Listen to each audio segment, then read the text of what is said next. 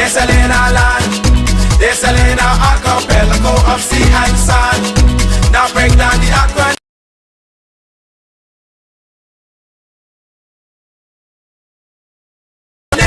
like you in class. Oh.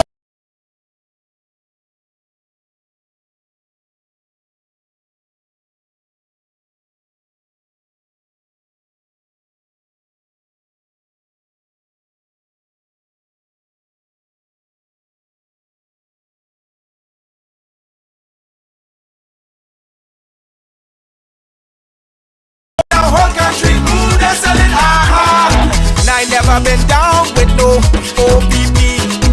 I talk about selling our people's property. Don't know who doing it, so don't round me out. Don't send no police round me and tell me shush my mouth. Where's our conviction? But where's our pride? We selling everything, selling our backside. Just go online, it'll make you sick. You can buy any island, just point and click. See, they're selling our country, yes. They're selling our land. They're selling our archipelago of sea and sand. Now break down the acronym like you in class. Oh, they're selling the whole country. Ooh, they're selling our hey. Ride him. My mother always say, when you find a donkey, ride it. Who's donkey? What? Come on. Got a whole nation in 73. Now we getting back the whole country. What kind of fools we must be, selling out for a bag of rice and a cup of tea. You know what does bug me? Help me understand. I can't find piece of property for under 80 grand, but I can fix this. I know what to do. I can squat just like them other people try make me do. See, they're selling our country, yes. They're selling our land. They're selling our archipelago of sea and sand. Now break down the acronym like you in class. Oh, they're selling the whole country. Ooh, they're selling our They're selling our country. They're selling our land. They're selling our archipelago of sea and sand. Now break down the acronym like you in class. Oh, they're selling the whole country. Ooh, they're selling our I get everybody sells some every time. Giddy up, giddy up.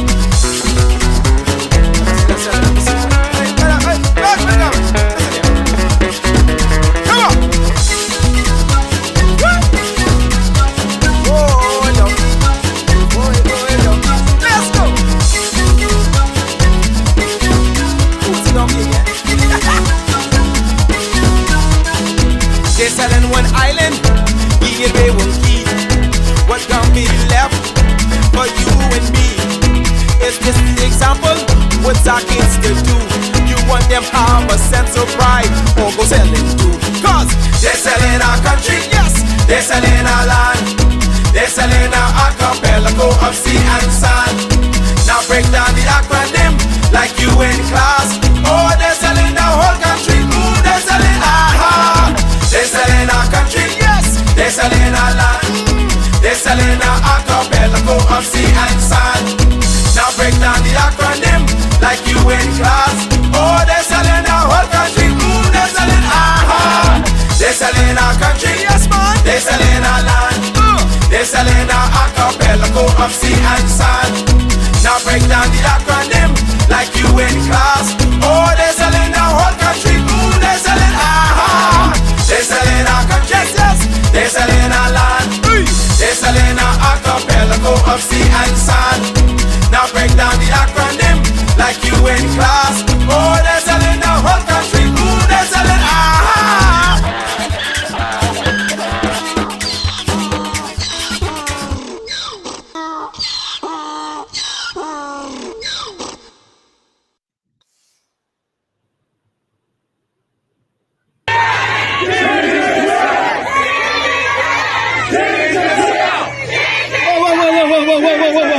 Whoa, girls, we out doing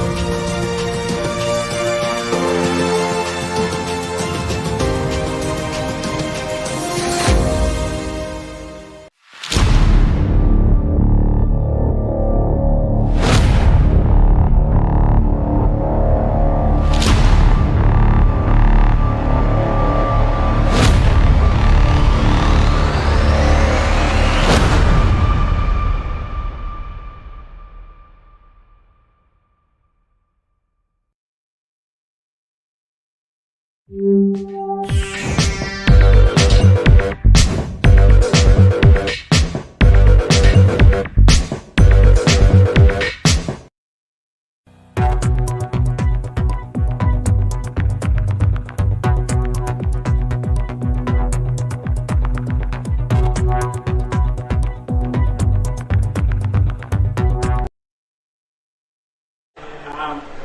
have identified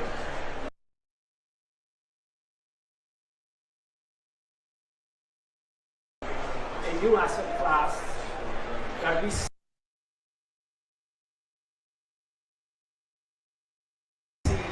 taking shape over the next many years.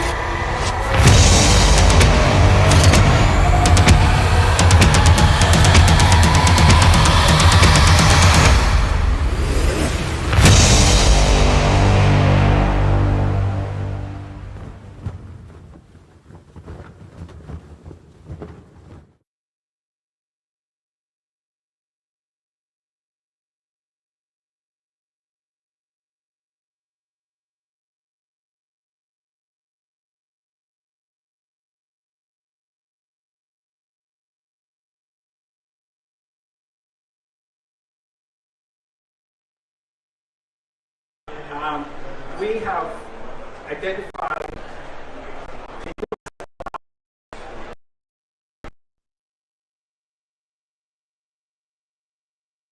we see taking shape over the next many years. As you know, ESG investments talk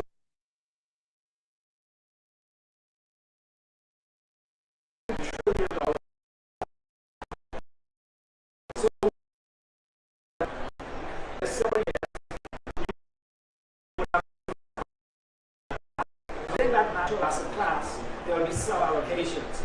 In the Bahamas, while we want to sell carbon credits, we want to sell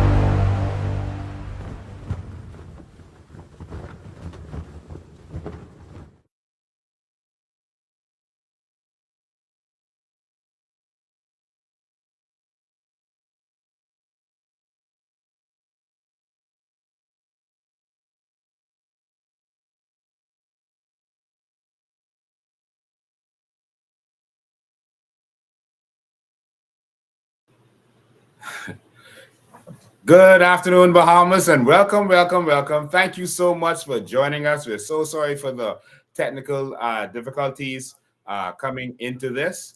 We were trying to play a video for you, but I don't know why it seemed like it wasn't going through. First of all, I want to say congratulations to all of you who made it through to the new year. Thousands of Bahamians did not make it through 2023, but you did. And so I want to say congratulations to all of you. The reason you made it through to this new year is because there is something for you to do. You are not finished. God isn't finished with you, and you have not yet delivered to all of us in this community and to this planet what it is that was put into you to deliver to this earth. And so congratulations for making it here.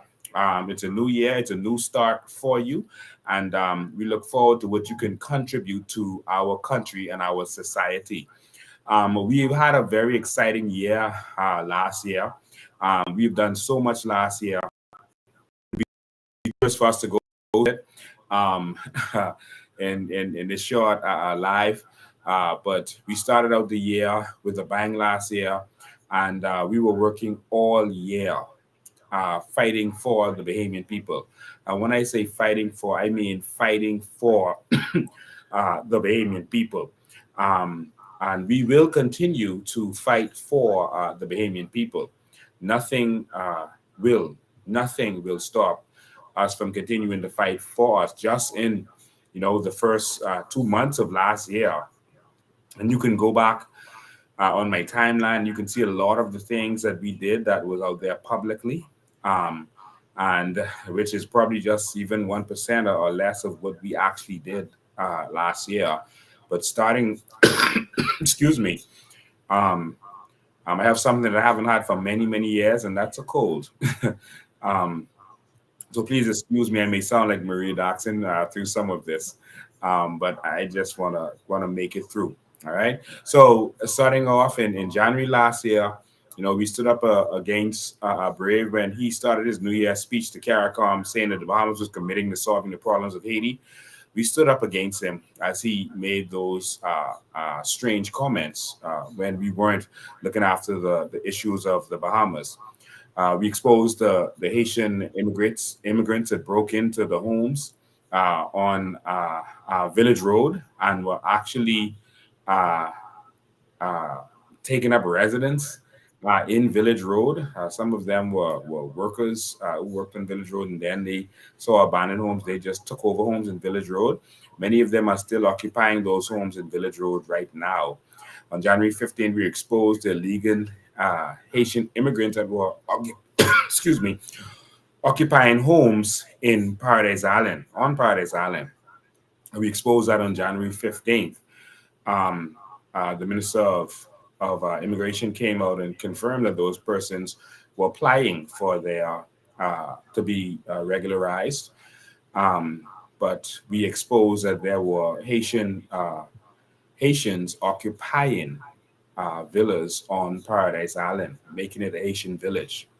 2 days later, we held a major protest on Rawson Square, where thousands of Bahamians came out um, in support to stand up for our country. We continued to speak out in January for the staff at PMH. In January, we also began to expose that work permits were being sold like candy, and immigrants were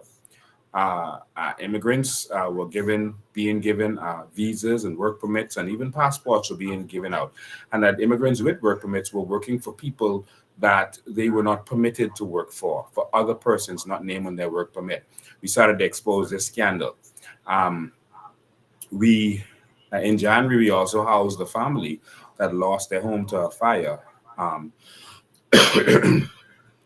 um, we housed them. Because they had lost everything. They had a four-bedroom home, they lost it, and we've been housing them, rent or anything. They have no expenses until this day. We've been housing them from last year, January, until now. Um, in January, we also this last year, the government insisted that there was no immigration problem. You remember that was headlines in the paper, and that there was no shantytown problem. All right. So then we began to visit shanty towns and expose the illegal flea markets and illegal shanty towns that were building up, across this country. Um, Throughout the year, we visited many islands, including exposing Eleuthera, uh, Harbor Island, Abaco, et cetera, et cetera. The MPs in Abaco also stood out against what was going on, and then the government started to pretend that they were going to do something. It came to a head when the international media caught on to it, and Fox News began reporting on the illegal invasion in the Bahamas.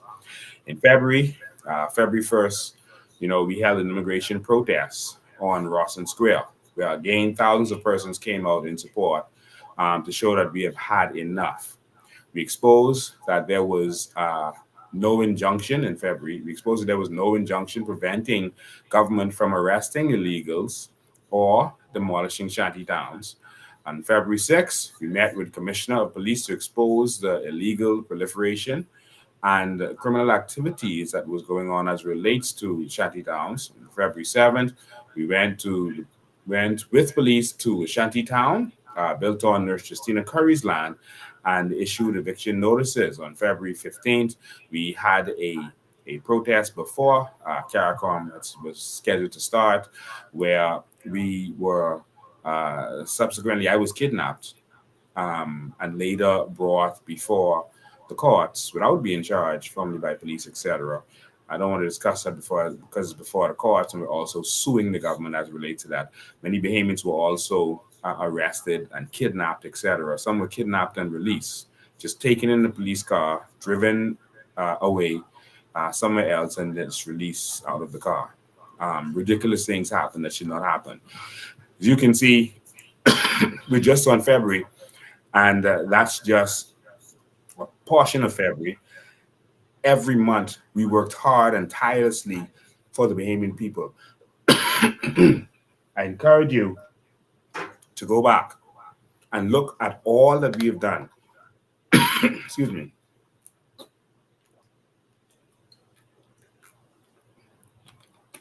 Look at all that we have done as an organization to expose what was going on. We exposed many more things during the year. We exposed the scandal with the Chinese that were living in the hotel that Keith Bell had released after lying on the Deputy Prime Minister. We exposed that Keith Bell had issued citizenship at a funeral. We fought them. We filed for commission of inquiries. We did so many things last year. And I want to thank all of you that made all of these things possible. We could not have done it without you.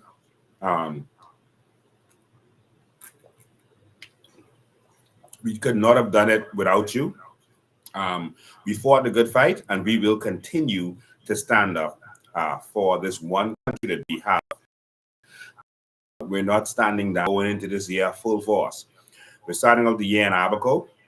And so this week, Thursday, we're going to be in Abaco. And so that's on Thursday and Friday. We're going to be in Abaco. Excuse me, let me get the information for you. We're going to be in Abaco on Thursday and Friday. And so we're going to be in South Abaco and in North Abaco. The last time we came, we only went to North Abaco. Some of the people from South said it was too far. We're going to have a general meeting. We want to hear from you, and we want you to hear from us. We want to talk about the issues of Abaco, find out what's going on. Of course, we're not going to put any of you on camera. We're not going to put the audience in camera. I know some people are afraid. But on January 11th, we're going to be at Central Abaco. And that's at the Patrick J. Bethel High School. All right. Central Abaco, the Patrick J. Bethel High School at 6 p.m. All right. So that's January 11th at 6 p.m. Please join us there. And also on January 12th, we're going to be in North Abaco. That's the next day at Foxtown Primary School. And that's at 6 p.m. So on the 12th at 6 p.m., in North Abaco, Foxtown. Make sure you are there. Talk to all of your family and friends in Abaco and let them know exactly what is going on. Let them know that we will be there. Myself, Maria Daxon, Charlotte Green, the leadership, we're going to be down in Abaco to see what's going on, to see what your issues are, and to see how we can address those issues for you. So make sure be there to support us. We've spent the last several years traveling all of the islands to make sure that we continue to fight for you and your issues and whatever is going on with you. So just wanted to get that out of the way. We got a couple of things to cover in this live today. A couple of things that we want to cover. So you all need to go to the other family islands. Yes, we're going to go to all of the family islands. All right, we're gonna hit all of the family islands. In order to make this possible, you know what have to happen. These trips are not free. It's expensive to do what we're doing. But we are competing with all of the old evil political parties, and we are traveling more than them. But when we travel, we are traveling to fight for the people, to address their issues, to expose what's going on, so that we can bring change in the community. And so make sure that you support the cause. You can do it in a couple of different ways. The QR code is on the screen right now. Excuse me. You can scan that code or click on the link that just showed up, or click on this link that showed up, and you would be able to assist us in this fight. This is not an easy fight. A lot of people say you got to keep on going, be encouraged, but you also have to help us to keep it going. Now, with that aside, those links will continue to be there. Now, ladies and gentlemen, I have a couple of things I wanted to address quickly. I'm going to talk fast and try not to go over an hour. Then I'm going to open the phone lines today. Crocodile has been waiting long. We're going to be there. All right, be patient. We'll be there soon. I just wanted to touch on the comments by Michael Pintard quickly. I wanted to touch on, please share this live while you're here. Tag some people here. Make sure they know what's going on. This is the biggest story in Bahamian history. All right? We need to know exactly what's going on. I want to touch on the speech quickly. I'm going to have to breeze over it and do it on my next live. But I have to I'll just touch on that speech by Brave Davis and the Freedom of Information Act thing. But the real reason for the Freedom of Information Act is because of what I'm about to reveal to you today. And of course, when I reveal with documents. I always encourage other persons who are doing this and who want people to support them. Don't just make statements or say we're going to release documents in 7 days. If the government does it in 8 days, we're going to release. Listen, release the documents. Let us know what's going on. Inform the people what's happening. This is transparency. And so we can know what's going on. This is the 21st century. This is the information age. And so I'm going to release the documents that's going to show all of you what's really going on in this country, particularly with our blue carbon, et cetera, et cetera. All right. So please stay with me. I see I've been having some technical difficulties, and there's some videos I wanted to show you that's going on. Whenever I have a problem with those videos, I'll just keep moving. But I wanted to start this out by, touching on this crime wave that we're having. We're having a serious crime wave. And one of the reasons is because we have a government in place that has no vision for crime. And when I heard that, before election, the Prime Minister say that the solution for crimes against women was to give each woman a whistle, I knew that we were going to be in problems. And I said this publicly, and people might have taken it as comical, but I was serious as a heart attack. When that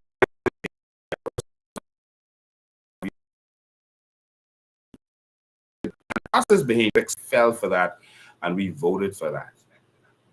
And so how can you expect there to be a solution to crime if you either voted for or didn't vote, which is a vote for, Brave Davis to get in power? After he is saying that the solution to crimes, sexual crimes and crimes against women, was to give every woman a whistle. And even that he didn't do. And so you have to expect this crime wave that we're currently seeing. Before I get into that, I want to make a quick comments so you understand what's happening. They're making these statements that crime is down. Crime is not down, not by a long shot. Crime is not down, and we can stop saying that lie now. The reporting of crime is down. That is what is down.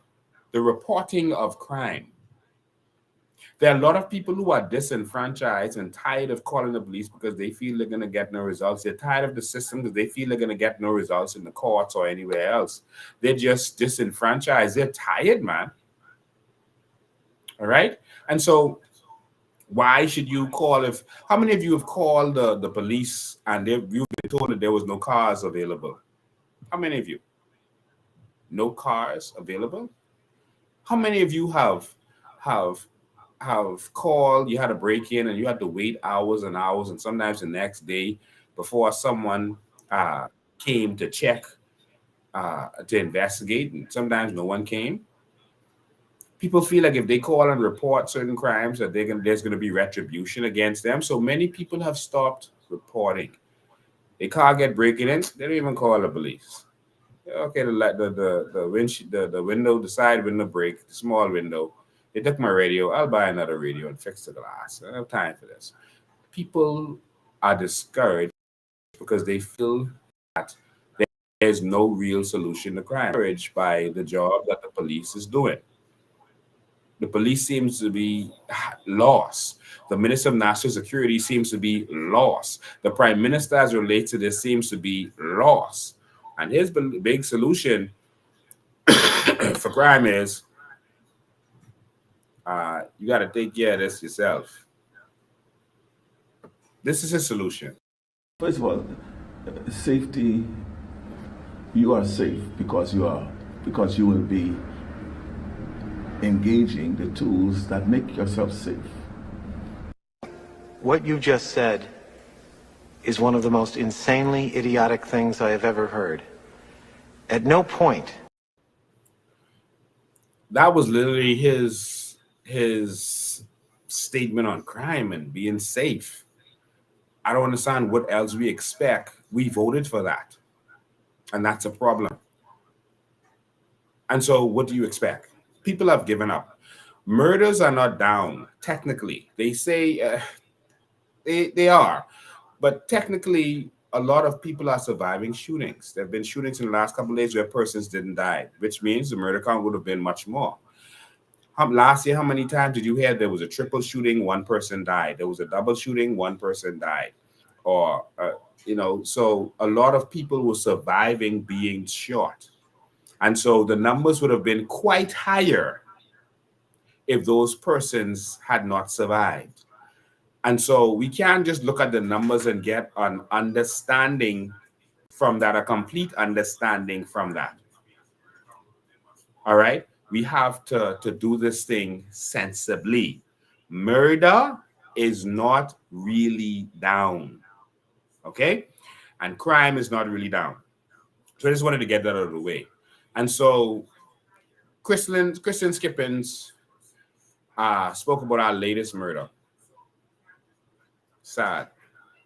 A 16-year-old girl sitting in a house, and the house was shot up, and she died just charging her phone.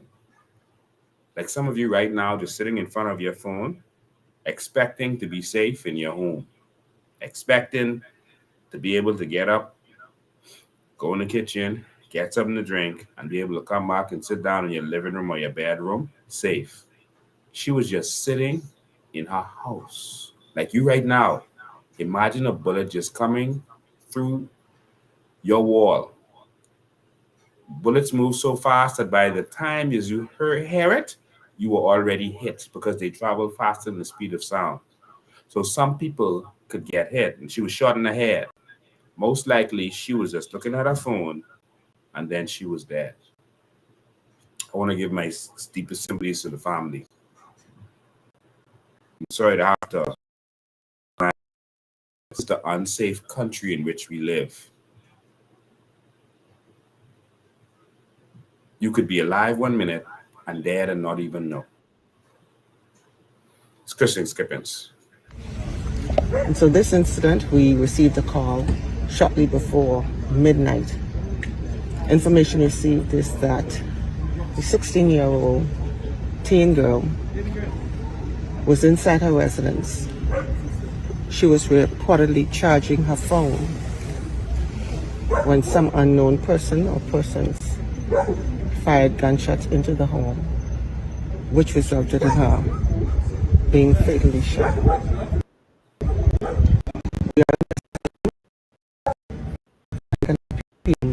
Of saying or heard something, you have seen someone here, to kindly reach out to the officers of the Criminal Investigations Department and provide that information so we can seek out those persons who's responsible.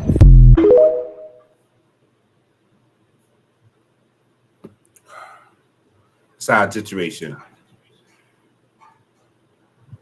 We need to bring back capital punishment right away. We need to hang, electrocute, or give lethal injection to these killers. It's on our law books, and we are therefore a lawless state if we don't carry out the laws of this country. And so how can you want people to behave within the law if the government is lawless by finding every excuse to not execute murderers? That can't work. The Privy Council did not say that we cannot execute. It said that you must execute the worst of the worst. That's what they said. And so all we have to do is go into the House of Parliament and define in the law what the worst of the worst is. That's all they ask you to do. And once you define what is the worst of the worst, the Privy Council can't make a judgment outside of it. Capiche? So in all of these other laws that you all are finding the time to pass, please go in the House of Assembly. This includes the opposition, because the opposition can present bills to the House of Assembly also. And let the government vote against it if they want to. Let the whole country see them vote against it. Michael Pintard, go into the House of Assembly and table a bill. If you want me to draft it, I can draft it. Table a bill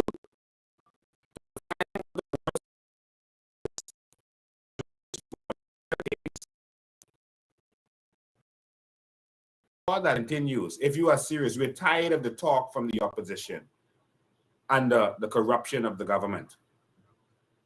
We need real change and we need real action. And this is why they didn't want me in the House of Assembly, because I guarantee you one thing, I would have already drafted this particular bill in the House of Assembly. I would have already tabled that bill in the House of Assembly.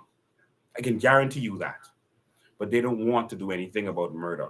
And so there's a lot of crime solutions that I gave during something I put out there, so I won't go into it anymore. But what was curious to me was something that Michael Pintard put out there. And it was shocking when I heard it. The news came and asked me some questions, but they cut up everything I said. Of course, when I get interviewed by the news, they'll talk to me for 20 minutes and they'll put literally seconds of what I said on there and just twist it to what they want. That's what happened the last time I went on the news to talk about this particular issue. But I'll let you hear what Michael Pintard had to say, and I'll let you see why you should be shocked by this.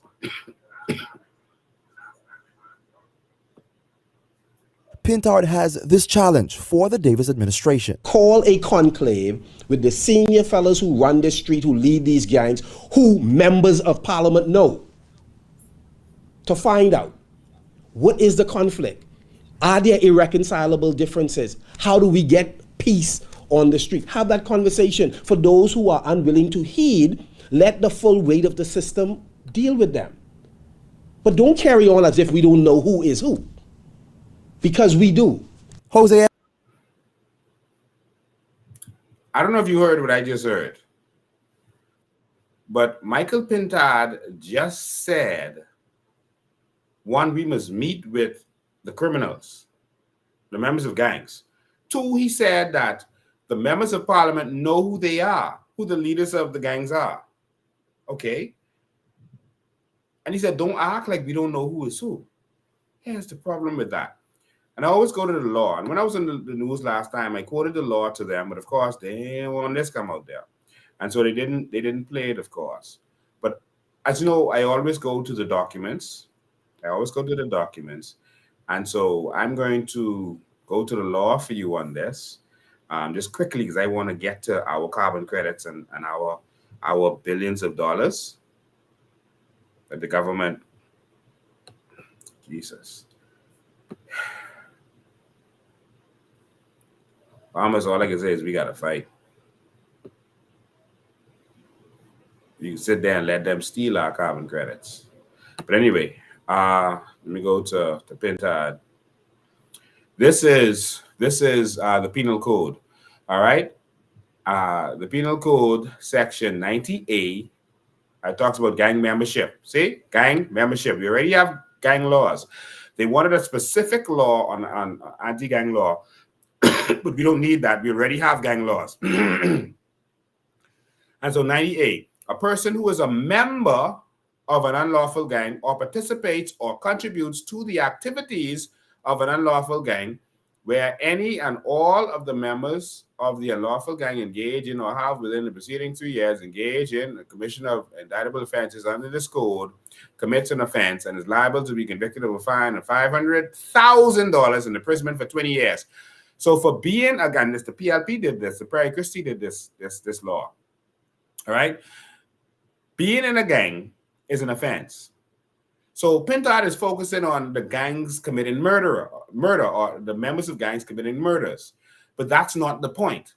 Being in a gang is a criminal offense. So to meet with them is meeting with criminals. And you're aiding and abetting them. To say meet them so that they can learn to get along, you're helping the criminals. You're strengthening them. To meet them, to help them get organized better. Okay? And so they talk about the definition. They also talk about in 90B, participation in an organized crime group. So it's different from just a gang. Now, a person is a member of an organized crime group or participates in or contributes to the activities of an organized crime group if 3 or more persons were in any or all 3 members of the group engaged in or having engaged in the commission of an indictable offense under this code or offenses under the Dangerous Drugs Act. All right, commits an offense, liable, et cetera, et cetera. And also, the reason what Pintard's suggestion is criminal and nonsensical. This reminds me of Brave and his whistle thing when he wanted to be prime minister. But guess what? People are still going to vote for Pintard, knowing that he's lost. This talks about abetment, all right? Whoever, make this big for y'all, whoever directly or indirectly instigates, commands, counsels. So Pintard is saying, let's go there and counsel the criminals, all right? Procures, organizes, so let's bring them together. Directs, direct them to stop doing or doing whatever you want to do. It solicits on any manner, purposely aids, facilitates, encourages, or promotes, whether by his act or presence. See that there? Or otherwise, in any way. And every person who does any act for the purposes of aiding, facilitating, encouraging, and promoting the commission of an offense by other person, et cetera, et cetera, et cetera. All right, that's aiding and abetting. So if you get together with these fellas, you're committing a crime. What is Pintard talking about? What is he talking about? You should be getting, if you could gather these fellas together, the only thing you should be doing is putting them in the prison bus. Because that's like saying you have a bunch of pedophiles. You know who they are, but you should get together with these pedophiles to tell them to stop raping children. That's what you should do? Pintard, does that make sense to you seriously? Being in the gang is a crime. Not just what the gangs do. Not the armed robbery, not the drug dealing, not the murder. Being in the gang is a crime. So to meet with them, to tell them, behave and don't murder, you still missing the first crime. Being in the gang. And so you admitted that the government and the officials know. And Pintard, you know, because you have a history with hanging out with these nefarious characters. Togi and Bogo, for example. Emperor from Fox Hill. Pintard was known to hang out with him. Now they did some good deeds together. They helped people, especially the elderly, fix their bathrooms, etc., etc. But if you take money from a known a drug dealer, convict, etc., you have to make sure that that's not money from money laundering that you're being involved with. And so Pintard would say that because he is used to hanging with these fellas, but it is against the law. The F&M needs to get it together. And so it is unthinkable that the leader of Her Majesty's loyal opposition would suggest that we work with criminals. We don't negotiate with criminals. The only person, government official, that these criminals should be having a conversation with is a judge. And the only conversation a judge should have with them is, you plead guilty or not guilty. What is Pintard talking about? That is utter nonsense. We need real leadership in this country. But let's skip forward. I gotta leave that alone. All right. I wanna move on to get to the topic of today. I want to talk about, and I'm trying to speed through this. I want to talk about our carbon credits, our ocean, where the majority of our wealth is. Before the election, the government told everybody that Lincoln Bean is selling dreams, that this carbon credit thing, this blue credits and whatever else is nonsense. Don't listen to him.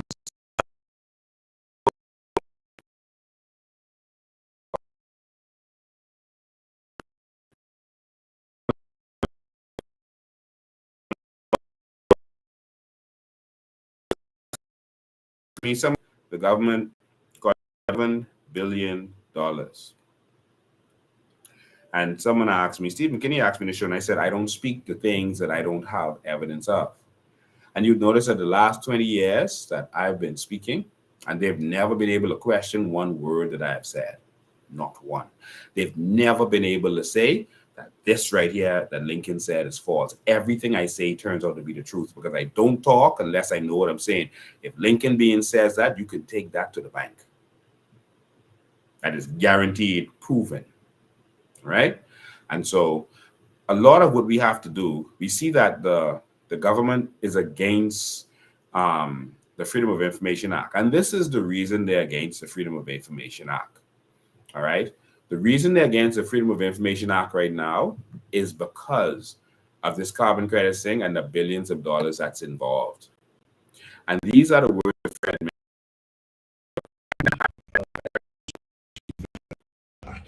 Yeah.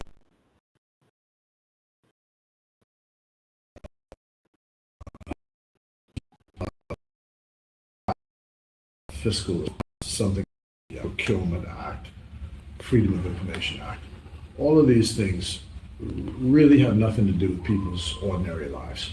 Freedom of information, I don't think so. It's bureaucratic, expensive to execute. We're talking about a philosophical difference here between us and them. He named all of the acts that would keep the government honest and said that we ain't doing this stuff. That's the philosophical difference between us and them. Accountability, freedom of information, procurement. We said we ain't down with that. And the Prime Minister came out and said, yeah, we breaking them laws. We can change them. We don't like them laws. And they don't want the Freedom of Information Act because right now they are basically raping this country blind. You would have seen a senior civil servant came out and told the courts how maritime contracts were signed maliciously. The government was doing a bunch of nonsense and crookedness. We've seen what was happening at immigration. We've seen a lot of things. I won't go to them now for time. But the biggest reason is because of the same thing that they keep telling the people Lincoln Bean selling dreams. Because they're saying one thing while they're here and another thing away. Before, on my last live, before we ended last year, I showed you the words overseas of Anthony Ferguson. I tried to play the video at the beginning of this and it wouldn't play. But Anthony Ferguson talked about how they had already formed mutual funds with our blue carbon. They'd already formed mutual funds. We haven't seen this in the news, and the government has said nothing to us about this. So my question was, what do you mean we've already done this?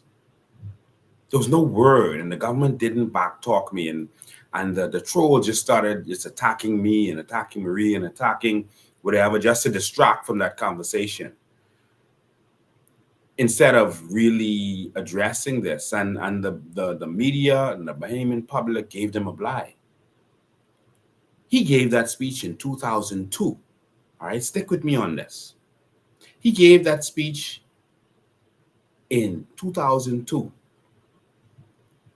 And I was trying to figure out, what is this man talking about? You already formed the mutual funds? Let me see if that'll play for you, because it's important before I show you what I'm going to show you. Because they're saying one thing in the Bahamas. I even got a secret tape of Brave Davis talking in Egypt that none of y'all saw. None of y'all heard. I have the audio. Yes, I do. So I'll share this live. They say different things away than they say here. Let me see if this will play for you. I don't know why this isn't playing. I may have to play it on the TV behind me for you guys. But I want you to see this. Just give me 1 second. Let me try one more time. Let's see if this will work. As a Bahamian, every Bahamian needs to watch this. This is Anthony Ferguson. We have identified a new asset class that we see taking shape over the next many years. As you know, ESG investments topped over $2 trillion last year.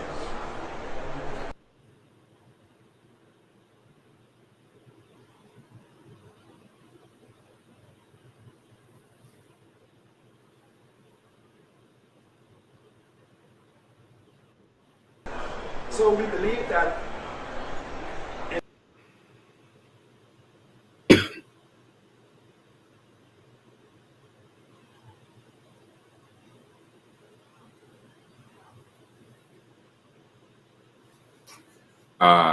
we're having a problem playing it. I don't know why. This is so important. I want to play this from my phone, and then I'm going to show you. This is what he is saying overseas. He's not saying this in the Bahamas. Then I'm going to show you exactly why. I'm going to show you documentation. Let's see. Identify a new asset class that we see taking shape over the next many years. As you know, ESG investments topped over $2 trillion last year. So we believe that in the several years, you will have this new asset class called natural assets. Now, within that natural asset class, there will be sell allocations. In the Bahamas, while we want to sell carbon credits, we want to sell carbon certificates. Certificates include all of the additionalities of biodiversity that we have. And so we see here, if I go from the top, liquidity is really driven by derivatives, so futures, options, warrants. That's one of our asset classes that we will be looking to monetize. We're going to use the verified carbon units as a potential opportunity.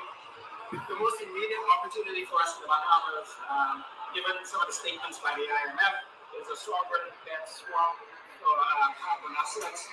Of course, we would like to issue within the next 12 months a blue note or bond. Listen to what he said. Don't let that go over you. Sovereign debt swap. And they want to issue blue bonds, right? Sovereign debt swap. Remember, the Bahamas was in trouble because it had to pay these hundreds of million, $900 million by a certain period, another 500 million by a certain period last year. Remember? But the government was calm. They wasn't really checking. And they were like, yeah, no worry about it. We're going to just restructure. But they never gave the details of what this restructuring was and what they did. Stay focused. Stay with me.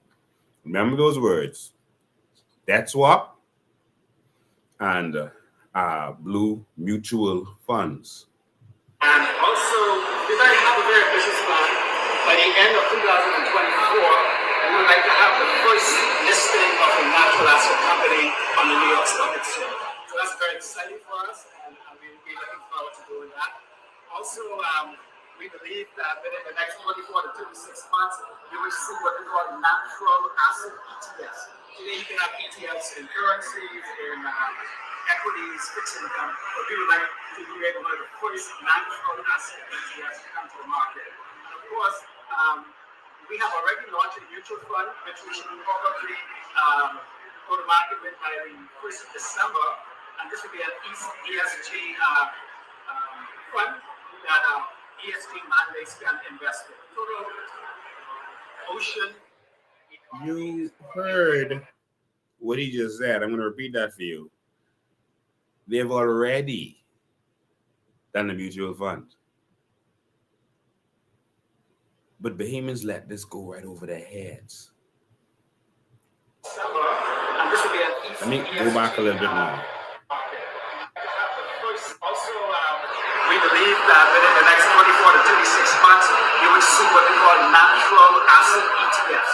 Today, you can have ETFs in currencies, in equities, fixed income, but we would like to be able to the first natural asset ETFs to come to the market. And of course, we have already launched a mutual fund, which we should probably go to market with by the 1st of December, and this will be an ESG fund that ESG mandates can invest in. Total ocean economy is probably worth about $30 trillion. $30 trillion. These are independent of our team's estimates. So the point is, there are lots of opportunities for us here in the Bahamas.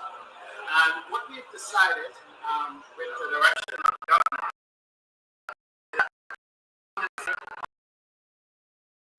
set ourselves on 3 principles. One, biodiversity.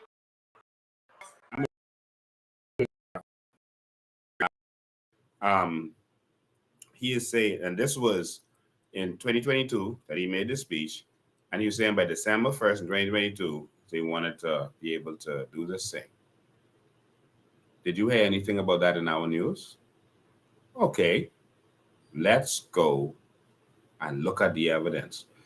So what we did after I was asked that question by Steve McKinney, I decided to go and research. That's what I do before I talk. Because a lot of people depend on me and what I say, and they respect my opinion because I will not talk unless I know exactly what I'm saying. And when I say it, I prove it. And so I want to start this by saying that these guys have already arranged for billions of dollars to go into their coffers. They've already arranged. I'm going to show you where it's done.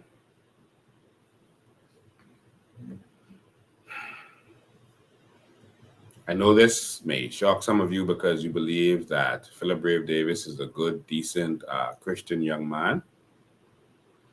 But based on what I'm seeing, he's not. I'm shocked and disappointed in my country for the ripoff that is taking place right now as we speak. Right now as we speak. I'm in utter disbelief. And so I'm going to show you some things right now. I'm skipping over that Lyford Key speech. I had a lot to show you with that, but I'll skip over that because I want to get straight to this.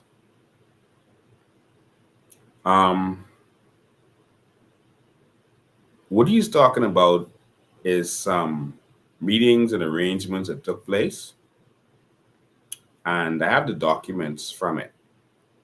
Okay, I'm going to pull them up for you right now. He's talking about blue bonds. Let me pull this up for you. He's talking about blue bonds. Now, I'm going to show you this, but I'm going to take you and show you a video to help you to understand blue bonds and what's happening around the world right now. All right. The blue bonds, take you to this document. This is a document that deals with it. The Latin American Economic Outlook 2023 outlined what the Bahamas did in 2022. Everything is there.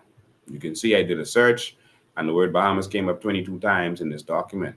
And it's crazy that we can't get information about what our country is doing in the Bahamas, but we have to go outside of the country, just like I had to do during our documentary, to find out what our Bahamian officials are doing. And so this is a document.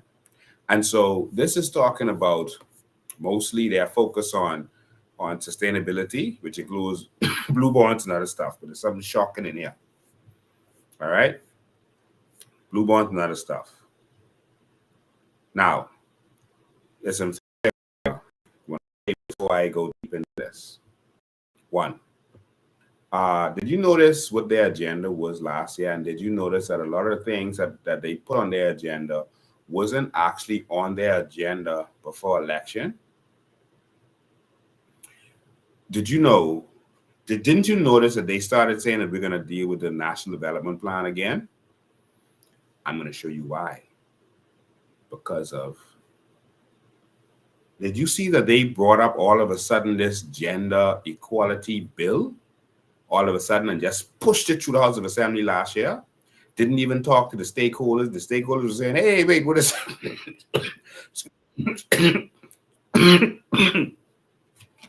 excuse me.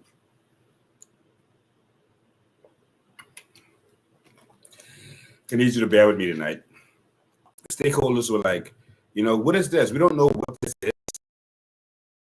And they just pushed it through. And when the money had some stipulations, I'm going to show you. All right? So just hang with me tonight. The life and death of your country is at stake. So I know football coming on, all them fellas done rich. Our country is worth more than the whole NFL altogether. Every Bahamian could be more wealthy than every single player in the NFL. Now this sounds like this can't be true. It is. So let me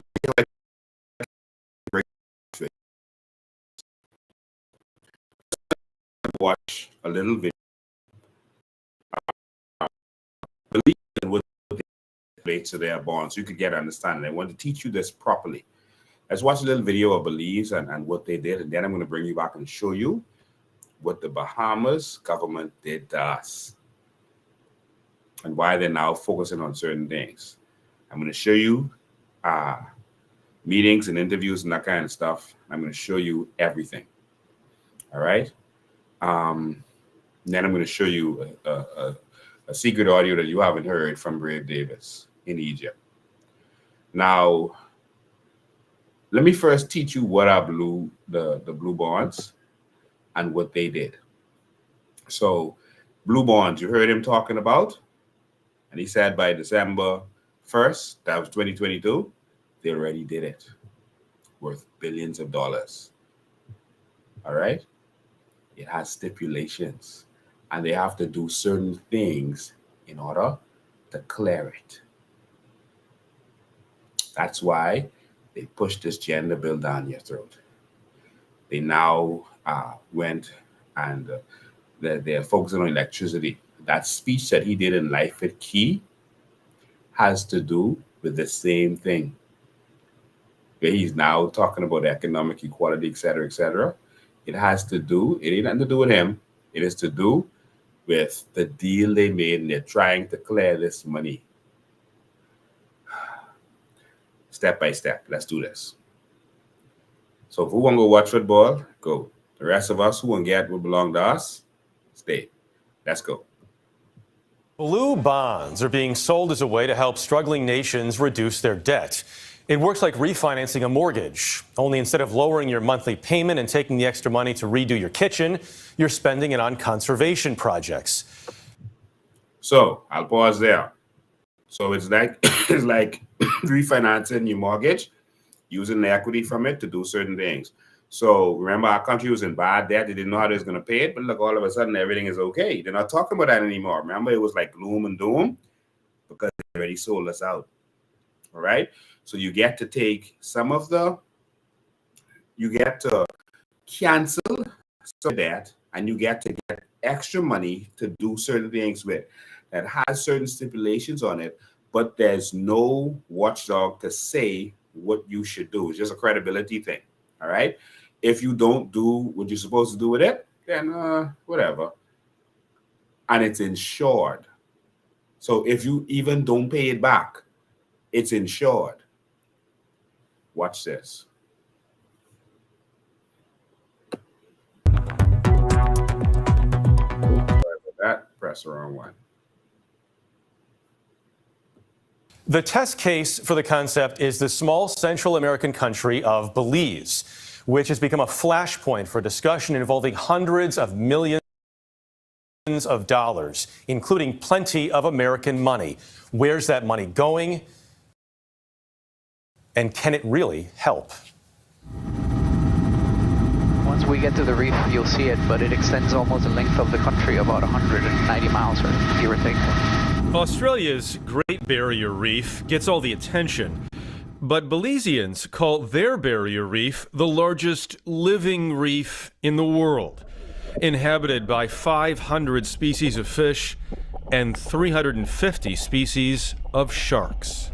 You can see the manatees right there where you see all the trails. You see the light gray?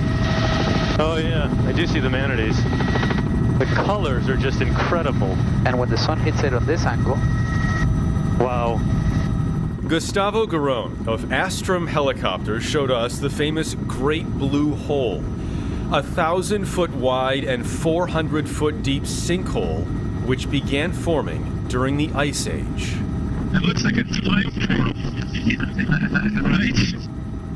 Belize is a nation overflowing with this kind of beauty, and also constantly beset by debt, a country that doesn't pay its bills.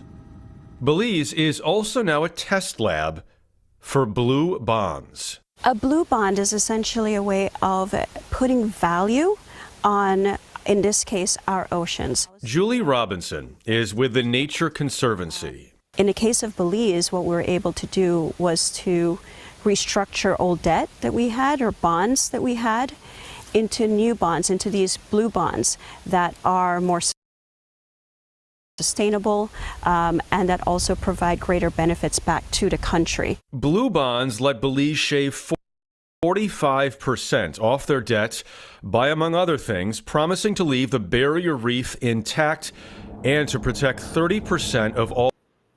I don't want you to miss that. They shave 45% of their debt is gone. So like our debt is $12 billion. Imagine 45% or almost $6 billion wiped out just by selling this bond in your blue bond. Imagine that. All ocean water by 2026. And you have a spot marked?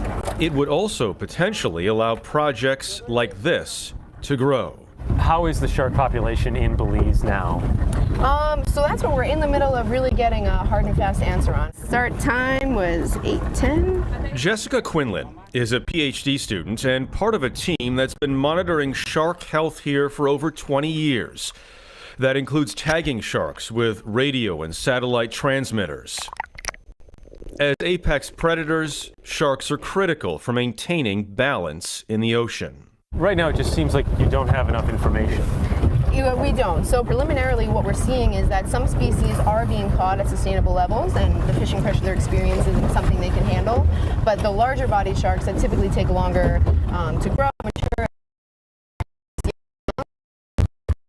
experiencing a pressure that we suspect not be sustainable.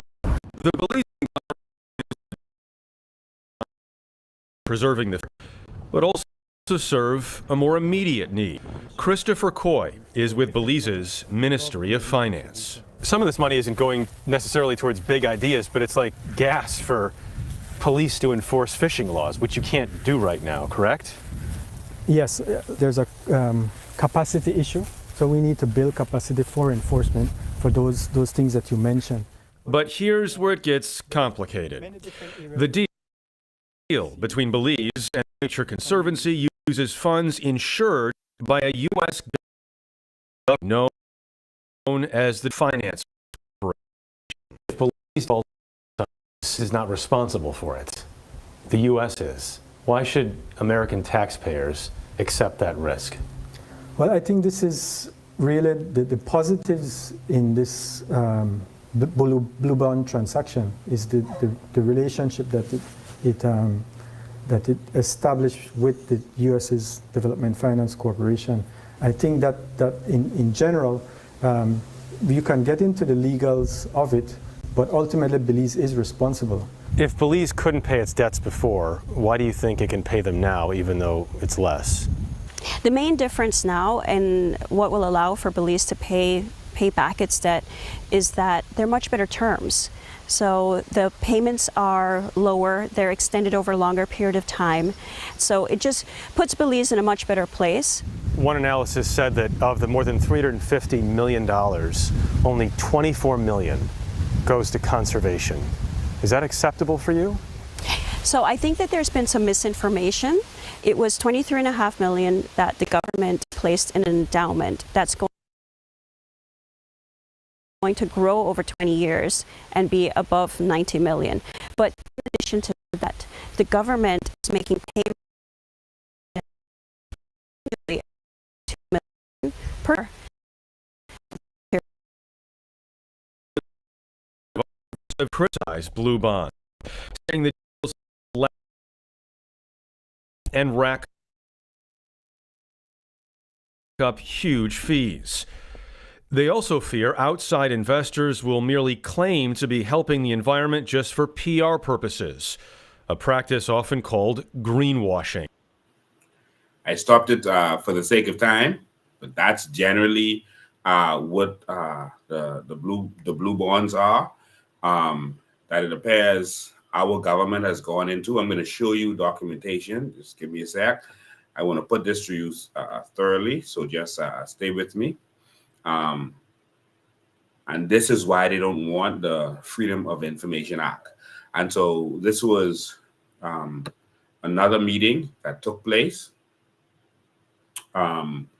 where the questions was asked about what's going on in the Caribbean with the Latin America and the Caribbean as it relates to these blue bonds, etc. So there's a little more information here. So listen again. Stay with me.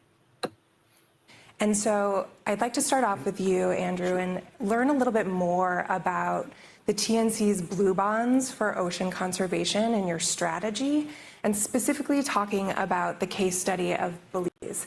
I think it's an incredible example to latch onto. And if you can talk a little bit more about the outline of the strategy and the core components of that deal, what makes it unique? Sure. So first, let me just say, this is the second generation of debt conversions, or what used to be called debt for nature swaps or debt for climate swaps.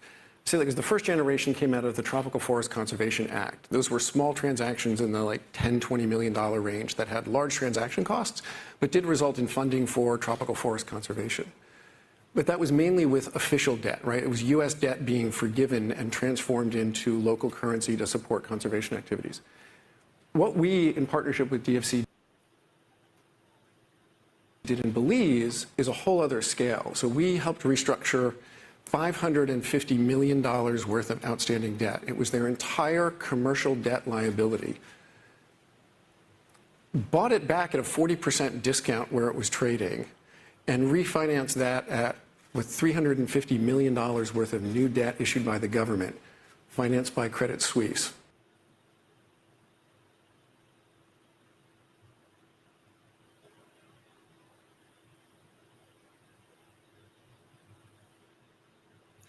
So it looks like it's freezing again. At a 6% interest rate. You may have heard Solomon Hart this morning talking about the cost of capital for developing countries to do a renewable energy project is 20%. We managed to get it down. They were basically at default level. Because of the support from DFC, we were able to structure a transaction to buy back the old debt, issue new debt at 6% interest rates. That reduced their external debt burden by about 12%, reduced their debt to GDP ratio from 112% to about 100%. That still doesn't move them to debt sustainability in the IMF sense, but it improved their balance sheet, lifted their credit rating, and reduced their future cost of capital as well. The savings over 20 years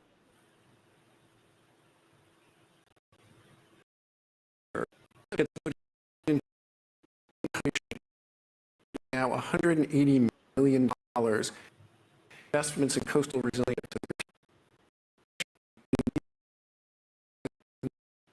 So a win because you're reducing their debt burden, you're issuing new debt at a much lower rate that's improving their balance sheet and their credit rating, and you're generating funding for conservation.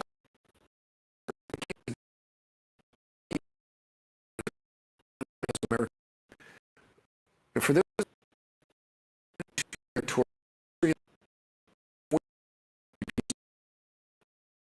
the beaches, with reef absorbing energy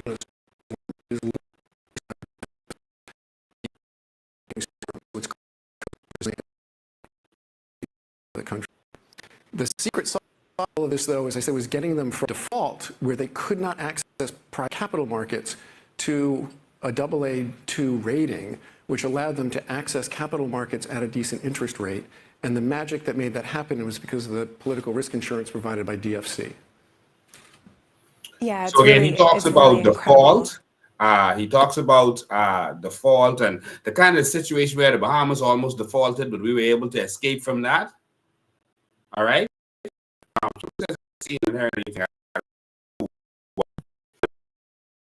Freezing. If ever we have these lives where we're exposing the government, they're always going to attack the live through Facebook. And so I'm actually also forming a WhatsApp channel. You know, they have WhatsApp channels now. So before the show is over, or right when the show is over, I'm going to form a WhatsApp channel where I'm going to start putting information and links to what's really going on, because we have to fight. We have to fight what the media is doing and intentionally covering up and twisting information, and they're trying to conceal certain things. So I'm forming a WhatsApp channel. It's going to be called Lincoln Bain, and so you can just search, go on WhatsApp and search for channels. You know, they have the regular chat and the status, and then they have the calls. Right on the status, you will see channels, and you can follow CNN, whatever. But you'll be able to follow Lincoln Bain. All right, and so I'm setting it up. Right now, as we speak, I'm setting up the channel, so you will be able to follow me. So before this is over, I'll remind you again, and you can go there. So it's not like a group where everyone is just talking and all this kind of stuff. It's just posts, articles, and stuff, so that we can educate the Bahamian people. So the documentaries some of you have not watched, we're going to put them there, links to them, so you can go and watch them and get the real information of what's going on. So again, he's talking about the same thing. I'm gonna detour there right now. There's some other meetings and stuff. I'm not gonna show you them right now. We get back to that. But I wanted to show you. You may say that, oh, they haven't discussed this in the Bahamas, but let me show you the trick they're playing on you. And it's a trick they're playing with the international community, because there must be transparency. During Anthony Ferguson's speech, you heard him say that there must be transparency, but they're not being transparent. They won't give us a Freedom of Information Act, and they won't tell us what they're doing. So even though he talked about transparency when he was talking to the international community, at home, we have no idea that they are trying to steal our carbon credits and our blue market. And so And so what they do is they will put it in Auntie Ferguson's paper, which is The Guardian. They put a little story there in the business section because they know you won't notice it. And so they can show the international community, see, we're transparent. This is in the papers. So our people know exactly what we're doing. And so if this comes up a year from now, they can say, yeah, this was in the paper. See, it's right here. But no one saw it. You see? Let me show you what they did. None of you saw this. This brushed over all of your heads. And this is why we have to continue to be the champions for the people. All right? Before we go back to the document, this document is where all the evidence is.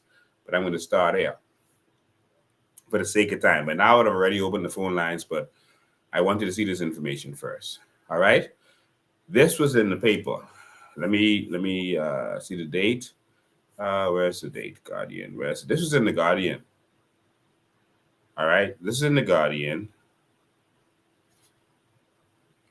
January 5th, 2024. This 2 days ago. It was updated, so they made some changes to this.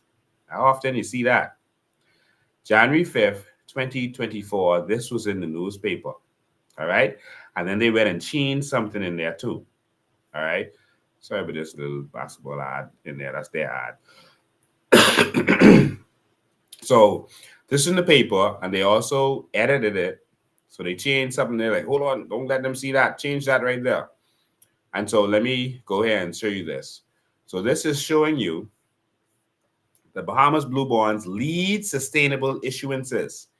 And so based on what they're saying, we had the most issuances in sustainable bonds. It was really green bonds, because blue bonds is a type of green bond. So it's green because it's the eco kind of bond.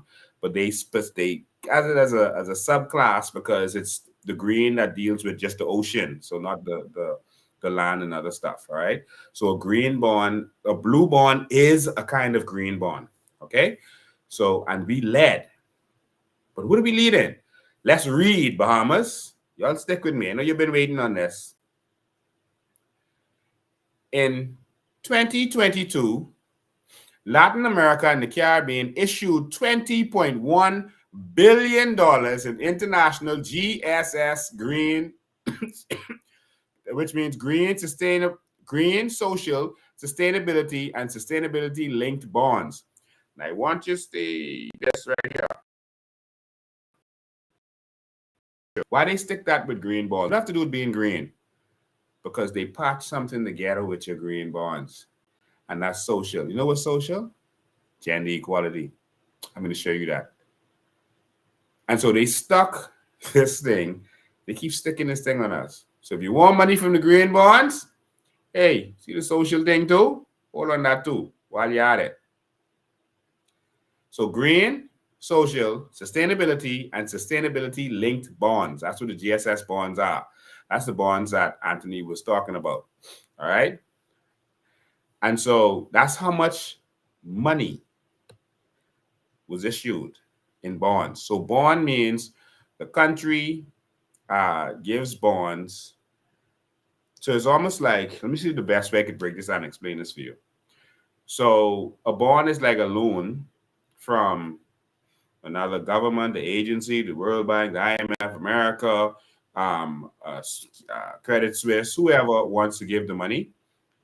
They're given you, the government is giving out a bond, which they're bonded by. They sell the bond, and then they pay back on certain terms. All right, so it's still like a loan. So they're selling these and taking the cash, using the cash to pay back later on whatever the terms are. Now, these bonds have stipulations because they're special bonds. These bonds can cause your debt to be canceled out. So they may say, okay, but we have $900 million in debt owed. We need that canceled out. Okay, we'll give you a bond for that, and then we'll give you some more for whatever else you need to do. And so that's what Belize did. Theirs was 300 something and 500 something million dollars. It canceled out all of their commercial debt.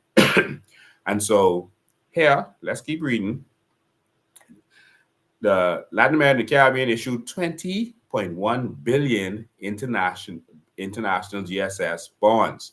Now remember, they said the Bahamas led sustainable issuances. That means we gave out the most. We got the most money from this. Oh, let's keep going. With the Bahamas blue bonds accounting for total, meaning all of the sustainable bonds for the period.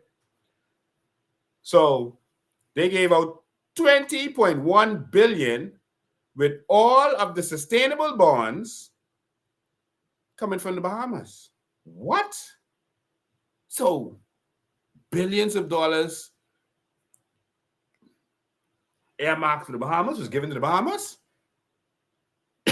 Why didn't we hear about this? This from 2022 now. This just going in the paper 2 days ago. Let's keep reading, Bahamas. Y'all, I hope you all focus. So, the United Nations Economic Commission for Latin America and the Caribbean, that's a document what I'm reading to you guys.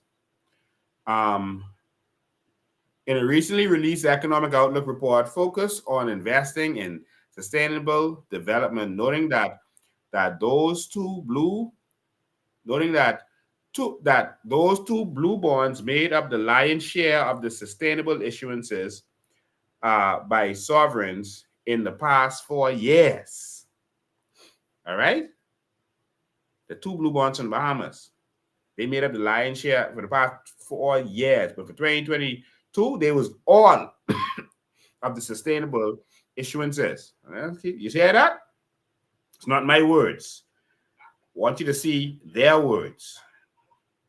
All right?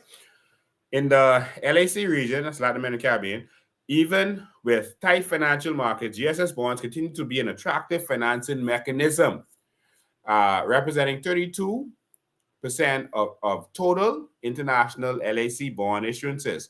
The region issued $20.1 billion of international GSS bonds in 2022. And that was down from 56% from 2021, but still the second highest year recorded. Between 2014 and 2022, GSS total bond market reached a cumulative value of close to $100 billion. This the market they said was lying about. That ain't true. Of which green bond issuance alone accounted for 33, so a third of that, followed by bonds linked to sustainability criteria. All right. GSS refers to green, social, sustainability, and sustainability-linked bonds. Total sustainability bonds for 2022 include 2 blue bonds issued by the Bahamas. You see it? But notice what they don't do. They don't say how much in this news report. How much? What's the value? Who got the bonds? What's really going on here? I want you to go to Guardian and read this whole thing for yourself, because I want to skip through.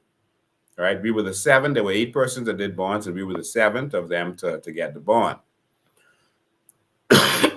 So from there, I want to go back to the document. All right. And so that this is extremely interesting market.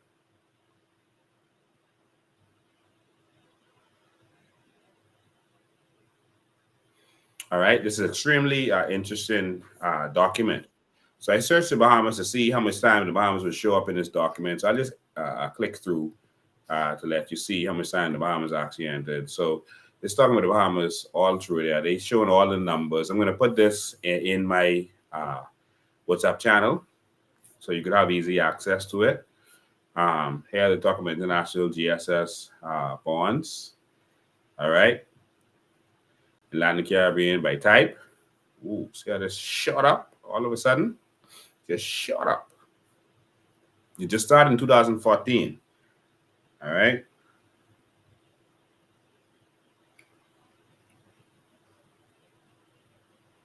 So it just started in 2014. All right. So the channel is up. I don't have any information on it yet. You can search your WhatsApp channels for Lincoln Bain, and you're going to start seeing these stuff pop up. All right. These information. And so they have a lot of information here. You see how fast I go to this. All right. So what I want to do is let me go straight to the page that gives you the information. I don't want to waste any more time with this. Let me go straight to the page. And that's page 193. I wanted to show you in here where it talks about the gender stuff and the National Development Plan and all that kind of stuff. All of that stuff, you know what, I could probably, as I go through, just show you that. But there's a lot of stuff in here. You know, there's criteria when you do these things. You know, they don't ever tell us about these criteria and that kind of stuff, you know. But there's a lot of information. They search everything about the country. They have information that we don't have. They're showing you everything the countries are involved in, all the investments they're involved in. Here's the Bahamas. Only one thing we doing. So of all these things here, climate and energy, digital, education, health, transport, the only thing we doing, see, all about Barbados and doing several things. All these countries doing several things. Look at little Bahamas. Doing one thing. This is us here. And that's, we're doing climate and energy. That's the only thing we're focusing on. Nothing for digital, nothing for education, nothing for health, nothing for transport. All right, nothing. So that's us. Let me just keep going. I want to skip to it. Let me 1 sec.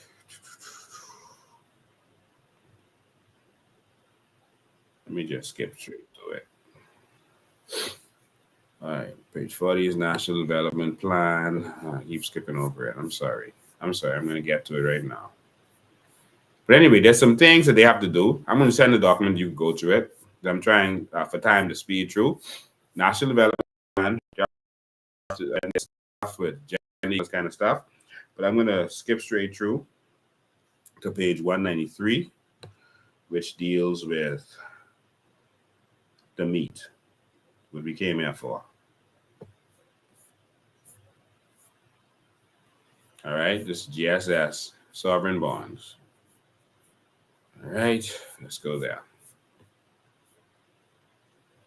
All right, so the GSS sovereign bond. So this is what they were talking about in that newspaper article. And so here it is. Now, this is 2002. And you see, it's 20, there's a 2 here. So that's, 20 here. So that's $20 billion. So this billion's over here. And so that's for 2002. It was more than that before. But the total is 100 billion, as you can see in the corner over here. But last year was 2002. But guess what? The sustainability part of this, see, sustainable bonds. They said all of the sustainable bonds was the Bahamas. 2 bonds that the Bahamas did. See here? GSS refers to green, social, sustainability, sustainability linked bond. Total sustainable bonds for 2022 include 2 blue bonds issued by the Bahamas. So this is the Bahamas right here. All right, this is the Bahamas. It's orange. That's the Bahamas. All right, according to the Guardian report. That's the Bahamas. But it's hard to see. So the total is 20 billion, but this seems like the majority, just like the Guardian was saying, this orange section seems like the majority. So how do you find out what it is? What you do is you click on this here to get more information, stat link, because that's where the actual information is. So when you click on that, it's going to pull up the download. All right. And let me, hold on. Let me just click on it just so you could see. I already downloaded it. It's actually right here, but I want you to see that. This ain't no document of makeup. That's why it says 1 here in the brackets, because I already have it. So I just wanted you to see that I already have it opened up. So let me just go to it. Now look. This is the document. So see the same document, we had the orange right there. That's the sustainability. So that's the Bahamas. But hold on. So they have the details here. 2022. Sustainable. That's the orange. $11.37 billion. You see, the total is 100 billion. See, 20.55 or 20.1 for the year. 11.3. Let me make that big. Y'all may can't see that. See, 11 point, see, 2022, 11.37 billion dollars for the Bahamas in 2022 issued already.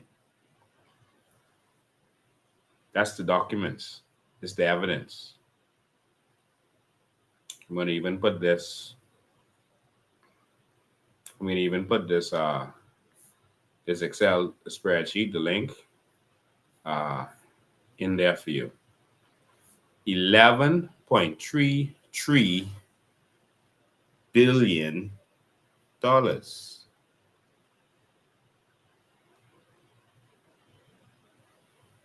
What they doing with our money? Some Bahamian, please explain to me what's going on here. Please. This is the crime of the century. And so the question now is not where the VAT money. That's a joke.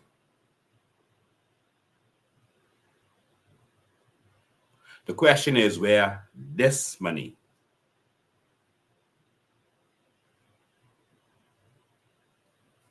So, to recap, I can say this again. According to the Guardian article,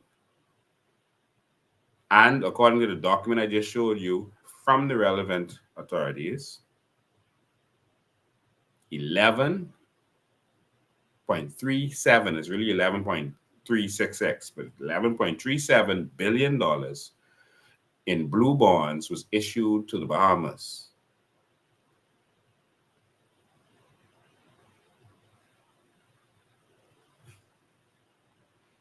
The question is, where's the money?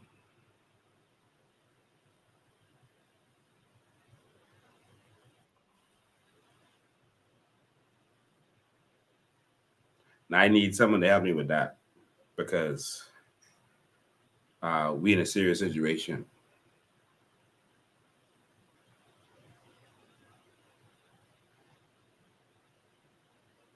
That's, I put that in the calculator just now. That is $75.8 thousand for every Bahamian. That was 2022. Now we believe that the Bahamas entered into more bonds in 2023, including the gender class of these bonds. Let me take you back, because there's different types of bonds where you could just pull money out, and they have money for their specific purposes. If you want money, do this right here. Give us a gender equality bill. Do a law for the sharks. Do this, do that. And you can pull money out of this. You're smart. Let me get some more information out there for you. The Bahamas is the 7th to issue the green bonds. See right here. And by 2022, 7 countries had followed. So in other words, Chile was first. By 2022, 7 countries had followed: Ecuador, Guatemala, Bahamas, Peru, Bahamas, and Uruguay in order of appearance by issuing green, or, because in rocket, because blue is a type of green, bonds. Social bonds, sustainability, and sustainability-linked bonds in international markets.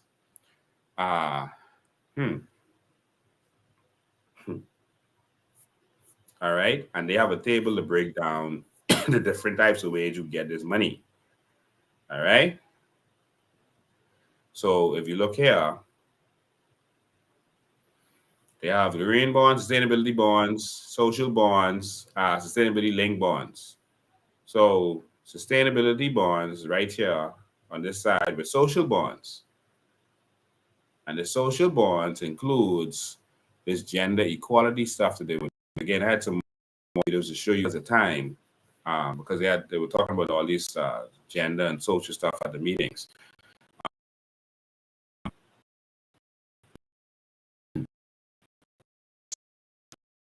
They've come to. What I can do right now, I've been going so long, and if I understand something, I want them to have a chance to be able to call in and get their answers. And if you want, I could play those videos that show more of the stuff about gender and all that. But I've been going for an hour and 40 minutes, and I want you to get in on here. So some of your questions. All right. So the line is open, is 803-5995. 803-5995 is the number. 803-5995. Call in now. 803-5995. I think that's on silent. Yeah. All right. You can call now. 803-5995 is the number. Call in and I'll answer your questions. But the Bahamas government needs to answer where this money right here is. They need to answer to the Bahamian people what's going on. They have to qualify, meet all the qualifications, and I see them doing certain things. They're talking about doing the National Development Plan. And if I have to, I'll go back in the document and show you certain things with National Development Plan, economic equality and that kind of stuff, where he went into Lyford and talked about that stuff. All right. Someone says maybe you also use YouTube. Yes, actually we are broadcasting. I don't just broadcast on Facebook, and most people are not watching on Facebook today. I actually broadcast on 3 YouTube channels: Coalition of Independence, Bahamian Evolution, and the Lincoln Main channel. 3 Facebook channels: Lincoln Main, Coalition of Independence, and Bahamian Evolution. Twitter, LinkedIn, and Instagram. All right, so I'm broadcasting from many different channels, and persons are on all of them right now. All right, so we got 1,518 people watching right now. All right, so on where you are, you might see 70 or 300 or 400 on where you are, but the total of everywhere we're broadcasting, there's a lot of people watching right now. All right, and so you might have problems on Facebook. You can shift over to YouTube. It's up to you. All right, so. All right. So call in. Talk to me. 803-5995 is the number. Anyone call in? Call me. What do you have to say? What do you think about this? Do you understand it? Do you want me to go into more depth? Of course, I had some more videos to play, but it would take more time. And these videos show that they're exactly, what's going on. You know what? I had a thing here with Brave. I think we should play that for y'all. Since y'all ain't calling, let me pray that. Oh, it's on silent. We play Brave while we wait. Let's come to the point you were making about blue carbon, which is the carbon that is stored in mangroves and seaweed. Seagrass.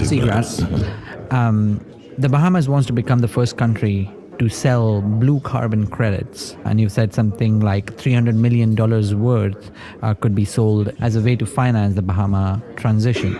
You've also said that those will be generated from these sea grass and mangroves, but the offset market is going through a crisis of credibility. There are a lot of cheap offsets that don't work, that have got many people questioning whether to buy offsets as a way to solve the climate problem. Have you found willing buyers for your blue carbon credits? Well, let me start by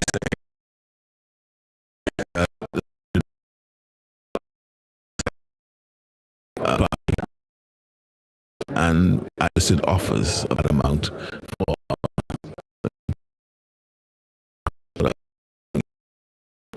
identifying, the extent of our asset. That is worth much more than that. We think it's sustainable. And yes, we do. There are a number of willing buyers. I understand the offset market, the issue that's happening in the offsetting. And we also have to be concerned about the offset because we don't want that to be used as an excuse for companies, for example. I'm saying, well, I'm going to emit 10 tons and I'm going to buy 20 tons, and therefore and so embed kind of arrangement. That's all easy. They embed an initiative that places on the purchaser that does not excuse them from their commitment to reduce carbon footprint. But we do have a number of inquiries as we speak. There's already some precedent to this before. In the green. Yes, in green spaces. So in Brazil, there was the Amazon Fund that was funded today, and Germany was to. Would it be possible that you may explore options which are not tied to offsetting, but just try to protect it? Well, under Article 6, they speak about additionality, which is to protection, preservation. I have another innovative thought in respect to that. We have a number of companies who believe that, oil companies that believe that in our waters, we have oil deposits in our waters, and they want to drill. What we could consider, for example, having it verified that we do in fact have oil reserves, and then we could cap it, and then say, well, look, we will not produce if you pay us for it to remain in the ground. So that is not off the table for us when we think about it. But I have not moved to engaging any of these companies yet, but that's a thought we could look at. Now, the last climate commitment that Bahamas made to the United Nations, the NDC, was in 2015. As a party to the Paris Agreement, all parties, including Bahamas, is required to update its ambition on climate. Bahamas contributes a very small amount, but everybody has to do its part. When will Bahamas update its NDC? We've just updated it, and we'll be presenting it this week. Wonderful. That's great news. Yeah. To understand what the Bahamas' new climate commitments mean, So that was Brave freely talking about, talking with Bloomberg. There would be an interview. He was being interviewed by Bloomberg. He would freely talk to the international media, but wouldn't talk to us. Wouldn't talk to the Bahamian people. I'm going to show you in a second interview what he said to this person. Basically, he gave up on this thing. He gave up on this. This was in 2022 now, mind you. And then, he said he basically gave up. Then by December, they were giving away our carbon credits like candy. And our carbon blue bonds, I should say, like candy. I'm going to let you hear his voice. But at the end of that, he basically threw his hand up in the air and said, man, I given up hope on this thing. But then he came back to make it seem like, our whole meeting was a success, and this money was money well spent, and this and that. But I'm going to let you hear him tell them the opposite of what he told us when he came back. But let me go to the phone line first. Good afternoon, you're live. Hello. How you doing? I'm good. Awesome. Mr. Bean, I've been listening to the show from you got started. And before I go back to the bonds thing, we were talking about the crime issue in the Bahamas. Yes. And what's happening. And, my thing is right now, Mr. Monroe needs to be fired. Fernandez needs to be fired. The gentleman from the who in charge of the borders. These people need to be fired because why are we paying these folks and they're not doing their jobs? Every time you hear from the skippings and them, it's this thing and the next thing, and they can't come up with no solution at all. Yeah. Nassau is only one island in the Bahamas. Nassau ain't halfway as big as we are here in Grand Bahama. And they can't control 17 miles. Wow. The whole country's like going to hell in a handbasket every time you go on the international market and people researching whether they should be coming to the Bahamas. I mean, it's just crime is out of control. Friends have asked me, Mavis, what is going on in Nassau? Or people used to come to the Bahamas and feel safe to come, be it a woman with her daughters or even without their husbands, they used to come because they were safe in our country. Now, we as Bahamians, we're not safe. Our tourists won't come because they're not feeling safe here. Mr. Fernandez said,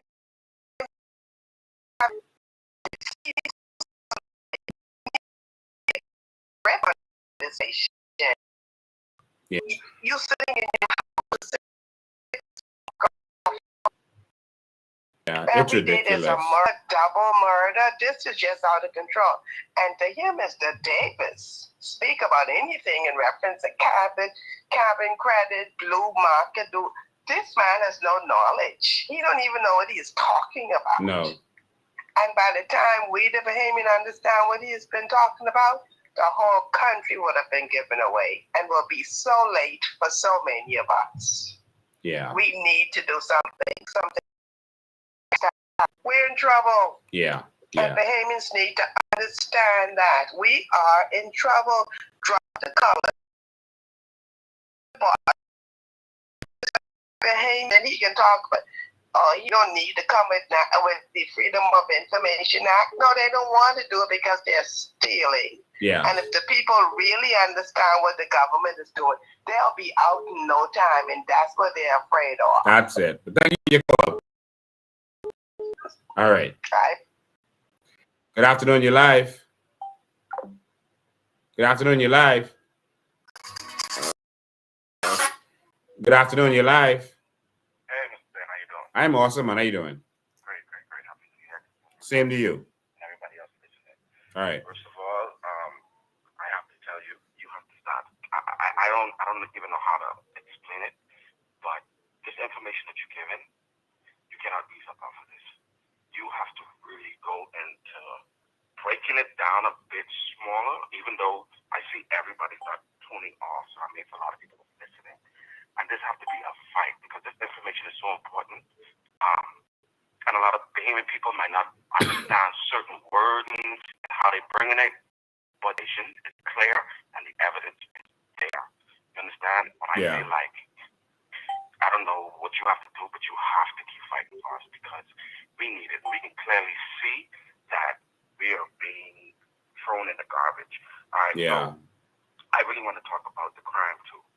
Okay, it's sometimes you look at these things on Facebook and you be like, wonder if my son will come in, if he coming home, you'd be like, you're watching all these people, RIP, and then come to find out the same woman who was saying condolence and this and that, now she's screaming out her child is dead and different things like that. And the fact that our prime ministers are coming on and saying, hey, we need to pray as a nation, or I need to fast the prime minister for my country. There's no godly from all these murders that's happening. There's nothing godly about our prime minister saying, let us pray tonight. Let us come together. Not even a tear, not even the only time we see them on TV, smiles about money.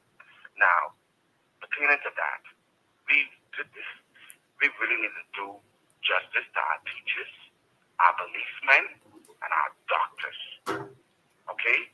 This is a crying shame, the fact that they're not getting paid nearly close enough. And we making the government having all of this money. That should be the main thing because they're saying, how can we help with crime? Okay, y'all give the police points. If they can find the most cars and everything, they found the most guns. Apparently that means their pay needs to go up. Because these police have to do second jobs. A police shouldn't have to go looking out for second job and different things. His mind should be on protecting this country. Yeah. Not, whatever goes, and I got to go up for second job. That's why so many police at the Chinese working second hand, $50 a day, and different things like that. That's despicable. Understand? These teachers who go off to school, get all this degree, then he's making $17,000 a year. Come on, man, that's somebody I talk to Yeah. Despicable, man. All right, but I don't want to talk about all them other topics right now. I want to stay close to where we are. Okay, but I feel like if we could change that, especially you as a government that comes in, I believe the crime will be better because we'll be able to. It definitely will help, and that's something that we've been advocating and is in our plans. All right, God bless and continue to fight for us. Thank you, man. We need that. Oh, definitely we're gonna pay our teachers and police what they deserve. I see someone who's saying the line is saying busy. That's because we were on the line, so you can call now. The line is now open. All right. I want to play this video. I want you to hear this video. Excuse me. The reason I want you to hear this video is okay, I'll answer this first. I want you to hear them. I want you to hear the international community telling Brave how idiotic it sounds to be out there saying you fighting for carbon credits, but you're inviting more cruise ships in, and the cruise ships, one of the biggest contributors to you out here talking about you're fighting for this. Maybe that's why it's taking you serious. All right, what are you gonna do to stop that? And he told them, well, the ships are now going to be using LNG. He said, but are you insisting that? He said, no, America. I think America is going to insist that they switch all the ships to LNG instead. You got to have this conversation. So you heard him fumbling in that first one. I didn't make fun of him. He was fumbling along in that. And by the way, that's already in my channel, the video I'm going to play for you. And so we're going to keep posting these up. I got a call, and then I'm going to play the video. Good evening, you're live. Hey, good evening, Mr. President. How you doing? Oh, I'm good. I am good. I'm just so glad to make it through the end of this new year. You know, I mean, God is good, and thank you for still standing with the Raven people. You know, I am absolutely grateful that the fight is still on, and that people are waking up, and the movement is growing bigger and bigger. Someone have made a recommendation that give a t-shirt and cap like that to come an end.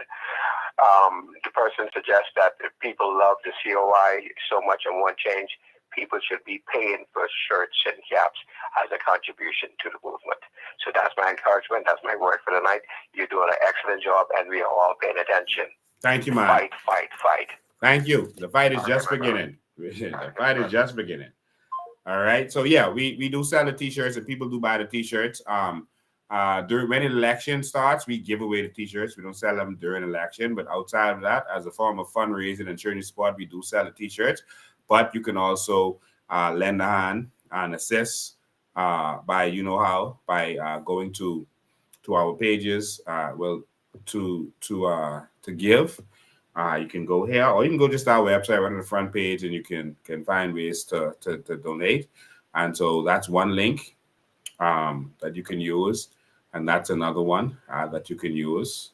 And no one clicked on it today yet, but we're looking forward to seeing all of you who are on here saying you love the movement. Make sure you go there and help us do what we have to do. Now, I want you to hear this, because we can see the idiocy in Brave Davis being out there talking about climate change when BEC is using mostly all basically fossil fuels, and when the cruise ship industry is our number one industry, and it's ridiculous, so, and then the police bought 100 trucks to do regular patrols in trucks that use more fuel.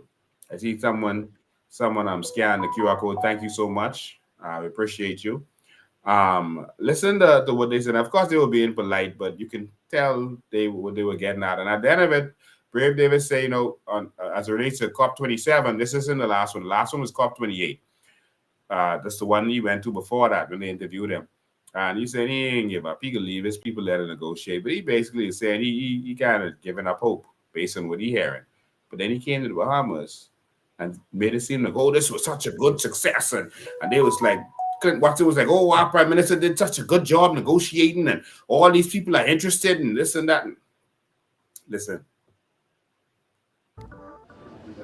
The Bahamas is a well-known tourist destination. The country is currently building a new port that will cost $250 million, and it's designed for cruise ships and yachts to come through. Cruise ships particularly. Cruise ships particularly. And cruise ships have 3 times the carbon impact of flights. They're also air pollution. Bahamas has the cleanest air in the world, but cruises cause a lot of air pollution. Bahamas also has a plan right now, as of the previous NDC, to reduce its emissions by 30% by 2030. Yes. You're updating that, so that ambition is becoming what now? It remains at that. That's the ambition, but we're thinking we should be able to surpass that, but we're staying with the 30%. Okay. So if that's the case, how are you going to stop the emissions from increasing as these because it's cruise ships? Well, first of all, there is a plan afoot in industry. You note that they'll be converting to a cleaner energy. They're going to LNG, which is cleaner than the fossil fuel they're using, what they're using now. So most cruise ships are going to be required. Still has carbon emissions, though. But it's lesser than what they're using now. And is that a condition on the port, though? Or are you expecting the industry to just do it on its own? Well, I think the U.S. government is requiring the cruise ships that come to the airport, and all comes through the United States, to be basically to move to LNG. And we benefit through that. And this is where that offset issue arises with me, because they'd want us to buy credits and forget that they're still polluting. But if they buy my credits, it still lower their pollutions. Sich are your expectations coming out of COP27? I'm not going to give up. I'm not going to give up. I'm an optimist, but the conversations that we've been hearing leaves me less hopeful that the outcomes will be what I would like to see. But at the end of the day, I'm not going to give up. We're going to hope that when I leave, we're going to leave our team behind to continue the negotiations, and that something will come out of this that will move the needle. What would be your best case outcome? The best outcome for me is that countries live up to their commitments and promises. I'm pledge fatigue. I'm commitment fatigue. Time has come for action. If they write the check before they leave, that will be a great outcome for me. Wonderful. Thank you.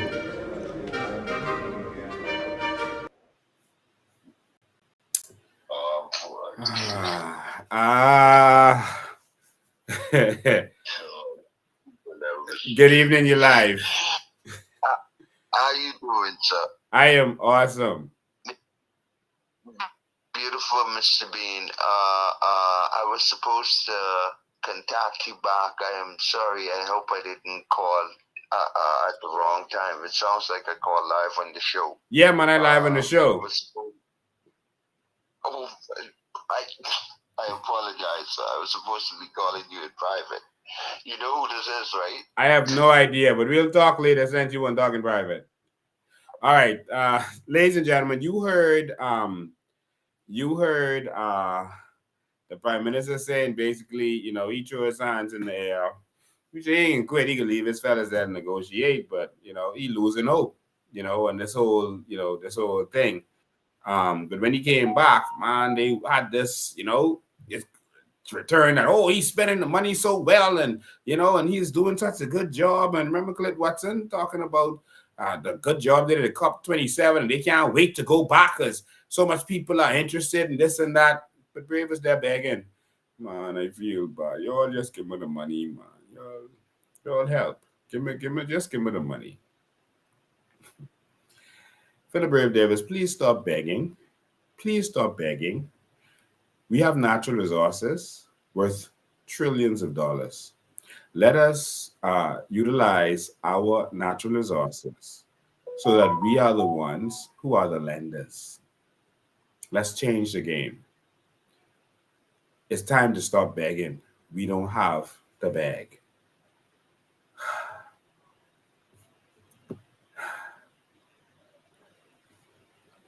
I don't know what to say. I don't know. Let me show you how they were mixing the blue bonds with the gender stuff, because you notice certain things came back up, and when you see the document, so my page is already live. Not page. This is a channel, and so some of the things I'm already putting in there, and so those 2 interviews with Brave Davis that you've never heard, they're right there. And so a lot of this information and other information we're going to start plugging in there periodically, so you can just go there and always get it. All right. So what you're about to see is again, this was the same meeting with this where the document came from, where the Bahamas got all this money, and they were talking about what Chile did and how they mixed the gender stuff with it. Only 2 days ago, the Advanced European Union Chile Advanced Framework Agreement was signed, turning Chile as the first country to sign a new generation framework with this historical agreement. The European Union and Chile take their partnership to the next level to reinforce their political dialogue, to strengthen cooperation, to foster a commercial and investment opportunity based on shared values that are key, including important commitments and specific provisions regarding human rights, sustainable trade, and gender equality. Also, Chile has several priority projects in Global Gateway that I believe are a good illustration of how we can create investment on sustainability. The first example is that in July, we signed an MOU with Chile for value chains in terms of critical raw materials. And now, one example in terms of what we're going to do to support Chile in its national lithium strategy is that we are going to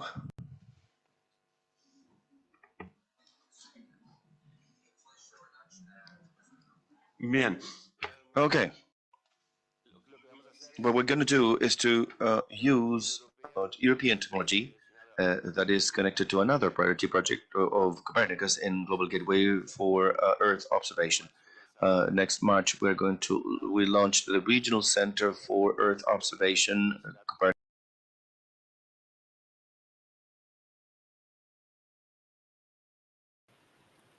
It actually sounded like someone told him to hush just now on something that he was talking about. So I don't know why he stopped, and it's like someone hushed him. All right. So and so there's more I wanted to do there. I had a couple more videos from this actual meeting where they discussed the Bahamas and they discussed the bonds, etc., and what's going on. I'm going to send some links in my channel. So the channel is already up, so you can go and subscribe to that WhatsApp channel. So yeah, WhatsApp got channels now. WhatsApp has channels. So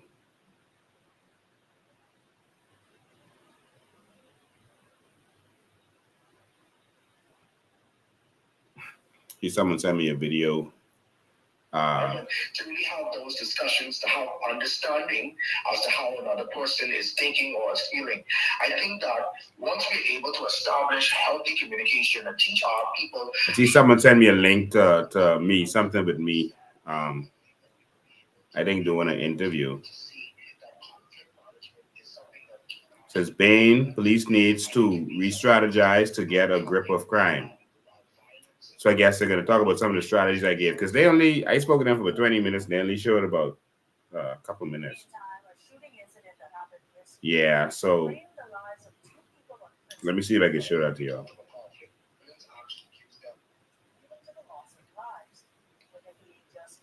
Let me see if I can play this for y'all.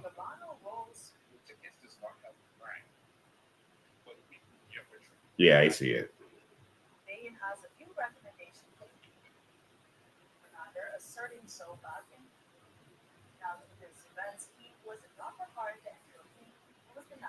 Okay. However, he returns to court on April 18th. Let's watch this together. The presentation of a voluntary bill of indictment. Leader of the Coalition of Independents, Lincoln Bain, arguing tonight that murders are not down, despite Police Commissioner Clayton Fernander asserting so back in November of 2023. Authorities recorded 110 murders in 2023 compared to 128 in 2022. While the murder count for 2023 decreased compared to the previous year, Bain says serious crimes continue to be a vexing issue for authorities, as it seems to have spilled over into 2024. Murders are not down specifically. Technically, they are. But the problem is there are a lot of people who survived last year in terms of being shot, stabbed. And so the murder numbers would have been higher if many of these people didn't survive. Look how many triple shootings we had, where it was a triple shooting and one person survived. So one person died. There was a double shooting, one person died, or a single shooting and that person survived. If those numbers were counted, we would be, I guess, into the 200s, maybe the 300s, who knows? But murder is not down. No one is feeling safe on these streets today. You can go and park on the beach and get your car taken from you, get robbed, get shot if you resist. No one is feeling safe right now. And so they need to do something. And although he's not serving in the Royal Bahamas Police Force anymore, Bain has a few recommendations to authorities, which he asserts will give police the upper hand in the fight against crime. When you go to the United States, you'll notice that they'll have one police officer per car. Here, you'll have two, sometimes more, in one car. If you have one officer in the car, you can now spread out your coverage. You have double for the Echo Patrol mobile units.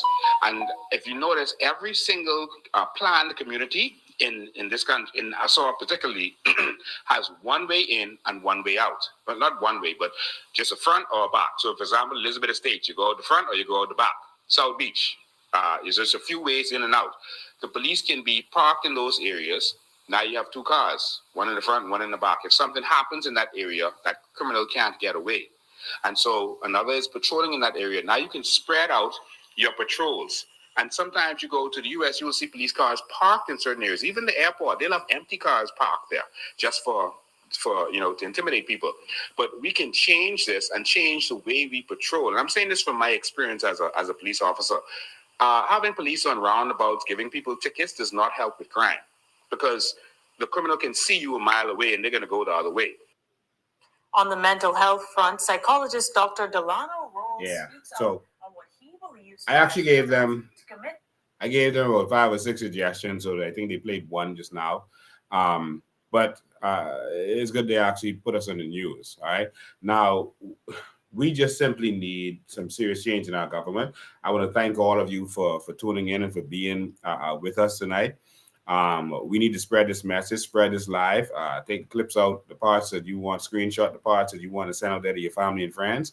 I'm going to try to do a shorter video showing that this $11.37 billion has been issued. Now, I believe that there are some criteria that they have to do to finalize this stuff. The gender equality bill was one of them. They've already, they already pushed that through. And I don't want you to confuse gender equality with sex equality. Gender is not male and female. Gender is how persons identify themselves.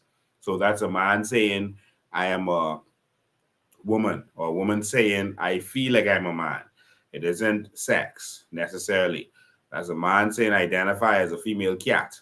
All right. This is now considered the norm for some people. I don't know why, but there's something they're trying to push.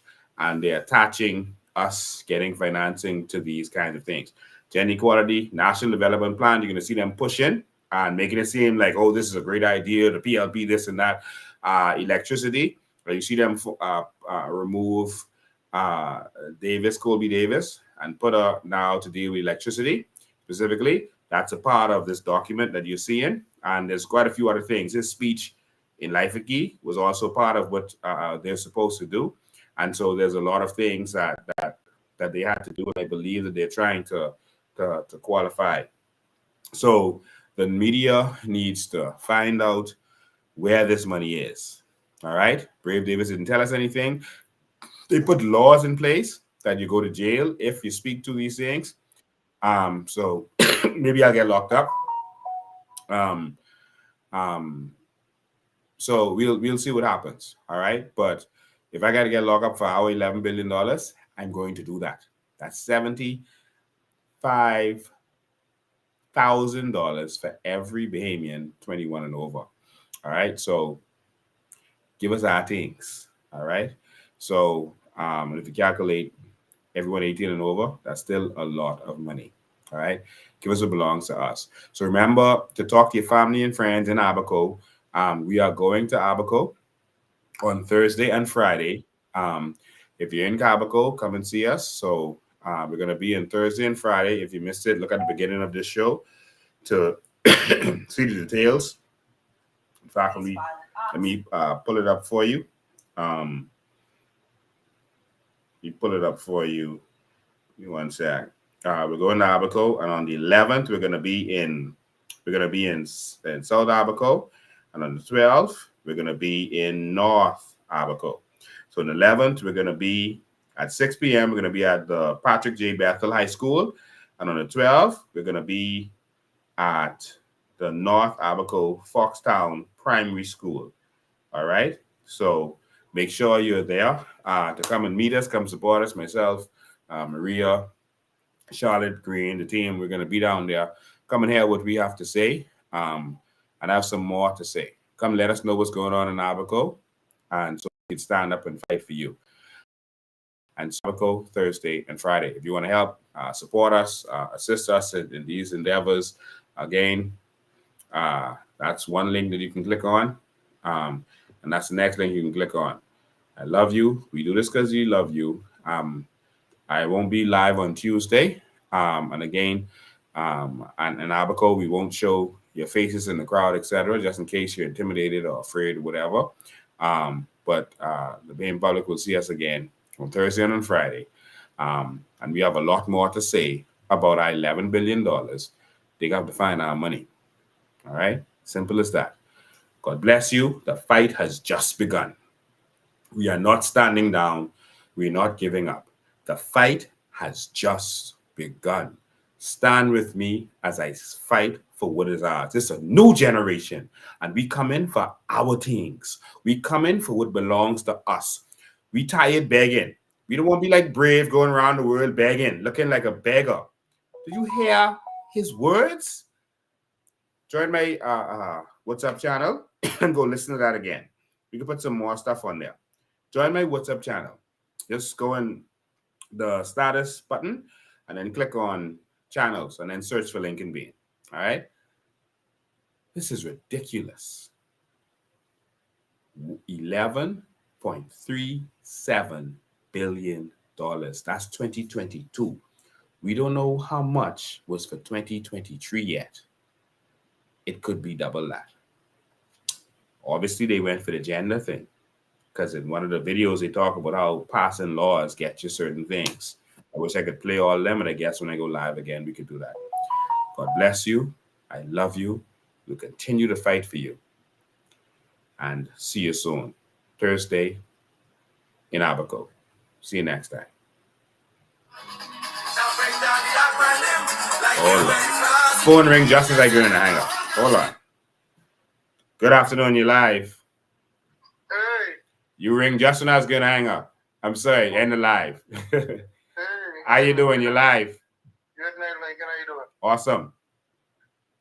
Question for you. Mm-hmm. That's $11.37 billion. How do we find out who actually received that money in the Bahamas? Because that's the first we heard about that. You said it's from 2022? Yes, from 2022. So they're about to receive more money then? They would have received money again in 2023. So, and from that same Bloomberg interview that Brave Davis did, I have another lady who was with him saying that they got some monies. And they hoping to pay it back. They hoping to pay it back when we consuming less carbon or whatever. So it's a strange way she explained it, but I couldn't do all this in 2 hours. Okay, so the government could possibly be sitting on over $22 billion, and they keep on going up on taxes? Yes. Now, I think there's some, now she said in the interview that there's a lot of like stipulations, and I think they wasn't getting straight with all these stipulations, and that's why you see them now talking about this national development plan, and you heard them saying, you heard them saying that they could bring this national development plan this year. That's in the document. You heard them that this gender equality stuff, that's in the document. All right, and so the electricity and some other stuff, there's quite a bit of stuff. Even the stuff he said at the Lyford meeting, I didn't have a chance to go through it. 2 hours goes so quick. But all of this stuff is right there. Okay. They are robbing us. But I mean, if you make this great deal, then use the government. Why would you just come up and say, "Oh, we make this great deal. We got this money. We you know." They don't want the Bahamian people to get that money. They want it. That's why they took the Sovereign Wealth Fund, because legally that was supposed to go to the Sovereign Wealth Fund because of what kind of bond it is. But they're going to take that money and they're going to use public-private partnerships like the one they just did with the numbers men for the airport, so that all of our air shipments pay some money to the numbers men. They're going to use public-private partnership to be able to take this money and put it in private companies that their people own, and they're going to rape that. So by the time this election comes, that money gone. No, but I mean, I know Brave. I mean that they know that the people ain't happy with them right now with all these taxes. Why wouldn't you just go there and say, okay, we got this money, we're gonna cut your taxes in half and make the Bahamians happy? They can stay in government forever. If they did that, that would be the smart thing to do. They want to keep you suffering because they believe people who suffering can be bought out easier. They don't want to help you. Wow. Either you go vote for them or you go vote for their partners in crime there for them. That's how they feel. Either way, all of them have already made agreements, and this stuff that I'm researching on about how this money is going to be shared. All right, and I'm investigating. Okay, but can't we, as the Bahamian people, go to the international community and force the government to do the right thing? Isn't there something that we could do? No one can force a sovereign government and tell them what to do, because they're going to say that, oh, we told them we did certain things. We told them we took the Sovereign Wealth Fund. We did that in the House of Assembly. That was public. They can say, see, this was in the papers when it showed them about the blue carbon, the 2 blue carbon bonds in 2022. They can say, see it right there in the papers. In the papers 2 days ago. That was from 2022. Yep. But that's what they're going to use. You see, this is the strategy that Brave Davis and them is doing. We got to stand up as a people, and we got to fight. We need some help. We need some international help, because it seems like the only people that the government has listened to is when somebody from the outside come in and say, you all need to do this. Well, they got plenty of stress coming from the international community. Now, I ain't going to talk it on here, but we in conversations right now. Okay, like it, man. All right, my brother. As always, thanks, man, for the information, and good job. All right, thank you, man. All right, ladies and gentlemen, that is it. I saw more calls coming in while I was doing that, but I gotta wrap up now. I've done almost 2.5 hours. God bless you. Keep up with go. I think none of y'all go on y'all know how to do this. The status. What you call it? Let me see if any of y'all join yet.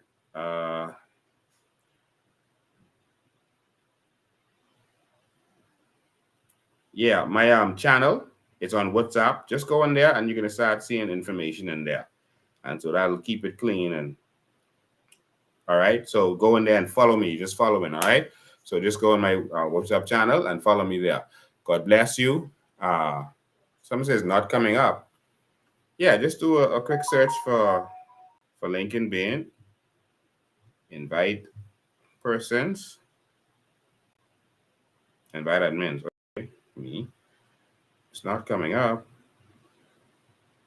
Send link. Okay, I'm going to share this link in my blast and in our WhatsApp group, and then y'all could share it to other people so everybody could get in. All right. So I'm going to share this on my blast, all of my people, and then I'm going to share it in all of these groups. And then as the days go by, we'll start putting information in there. All right. I'll see if I can share it on Facebook too. All right. I don't know why it's not getting you in now. but stay tuned. It's our YouTube channel or WhatsApp channel. No, WhatsApp now has channels. So it's a WhatsApp channel. So just go in WhatsApp, click on status, go in WhatsApp, click on status, and then you can look for channels, and then you can look for me. All right. Someone said I don't see it either. I'll send out the link to all of our WhatsApp as soon as this live ends, and then you can all get in there. So those 2 videos from Brave Davis, those ridiculous videos, are in there now. All right. And so some other things I'm going to be adding in there as we go. All right. But God bless you. We love you. Abaco. Call all your friends and family in Abaco. All right. And make sure that they're out on Thursday. See you next time. God bless you. We love you. And we got to save this.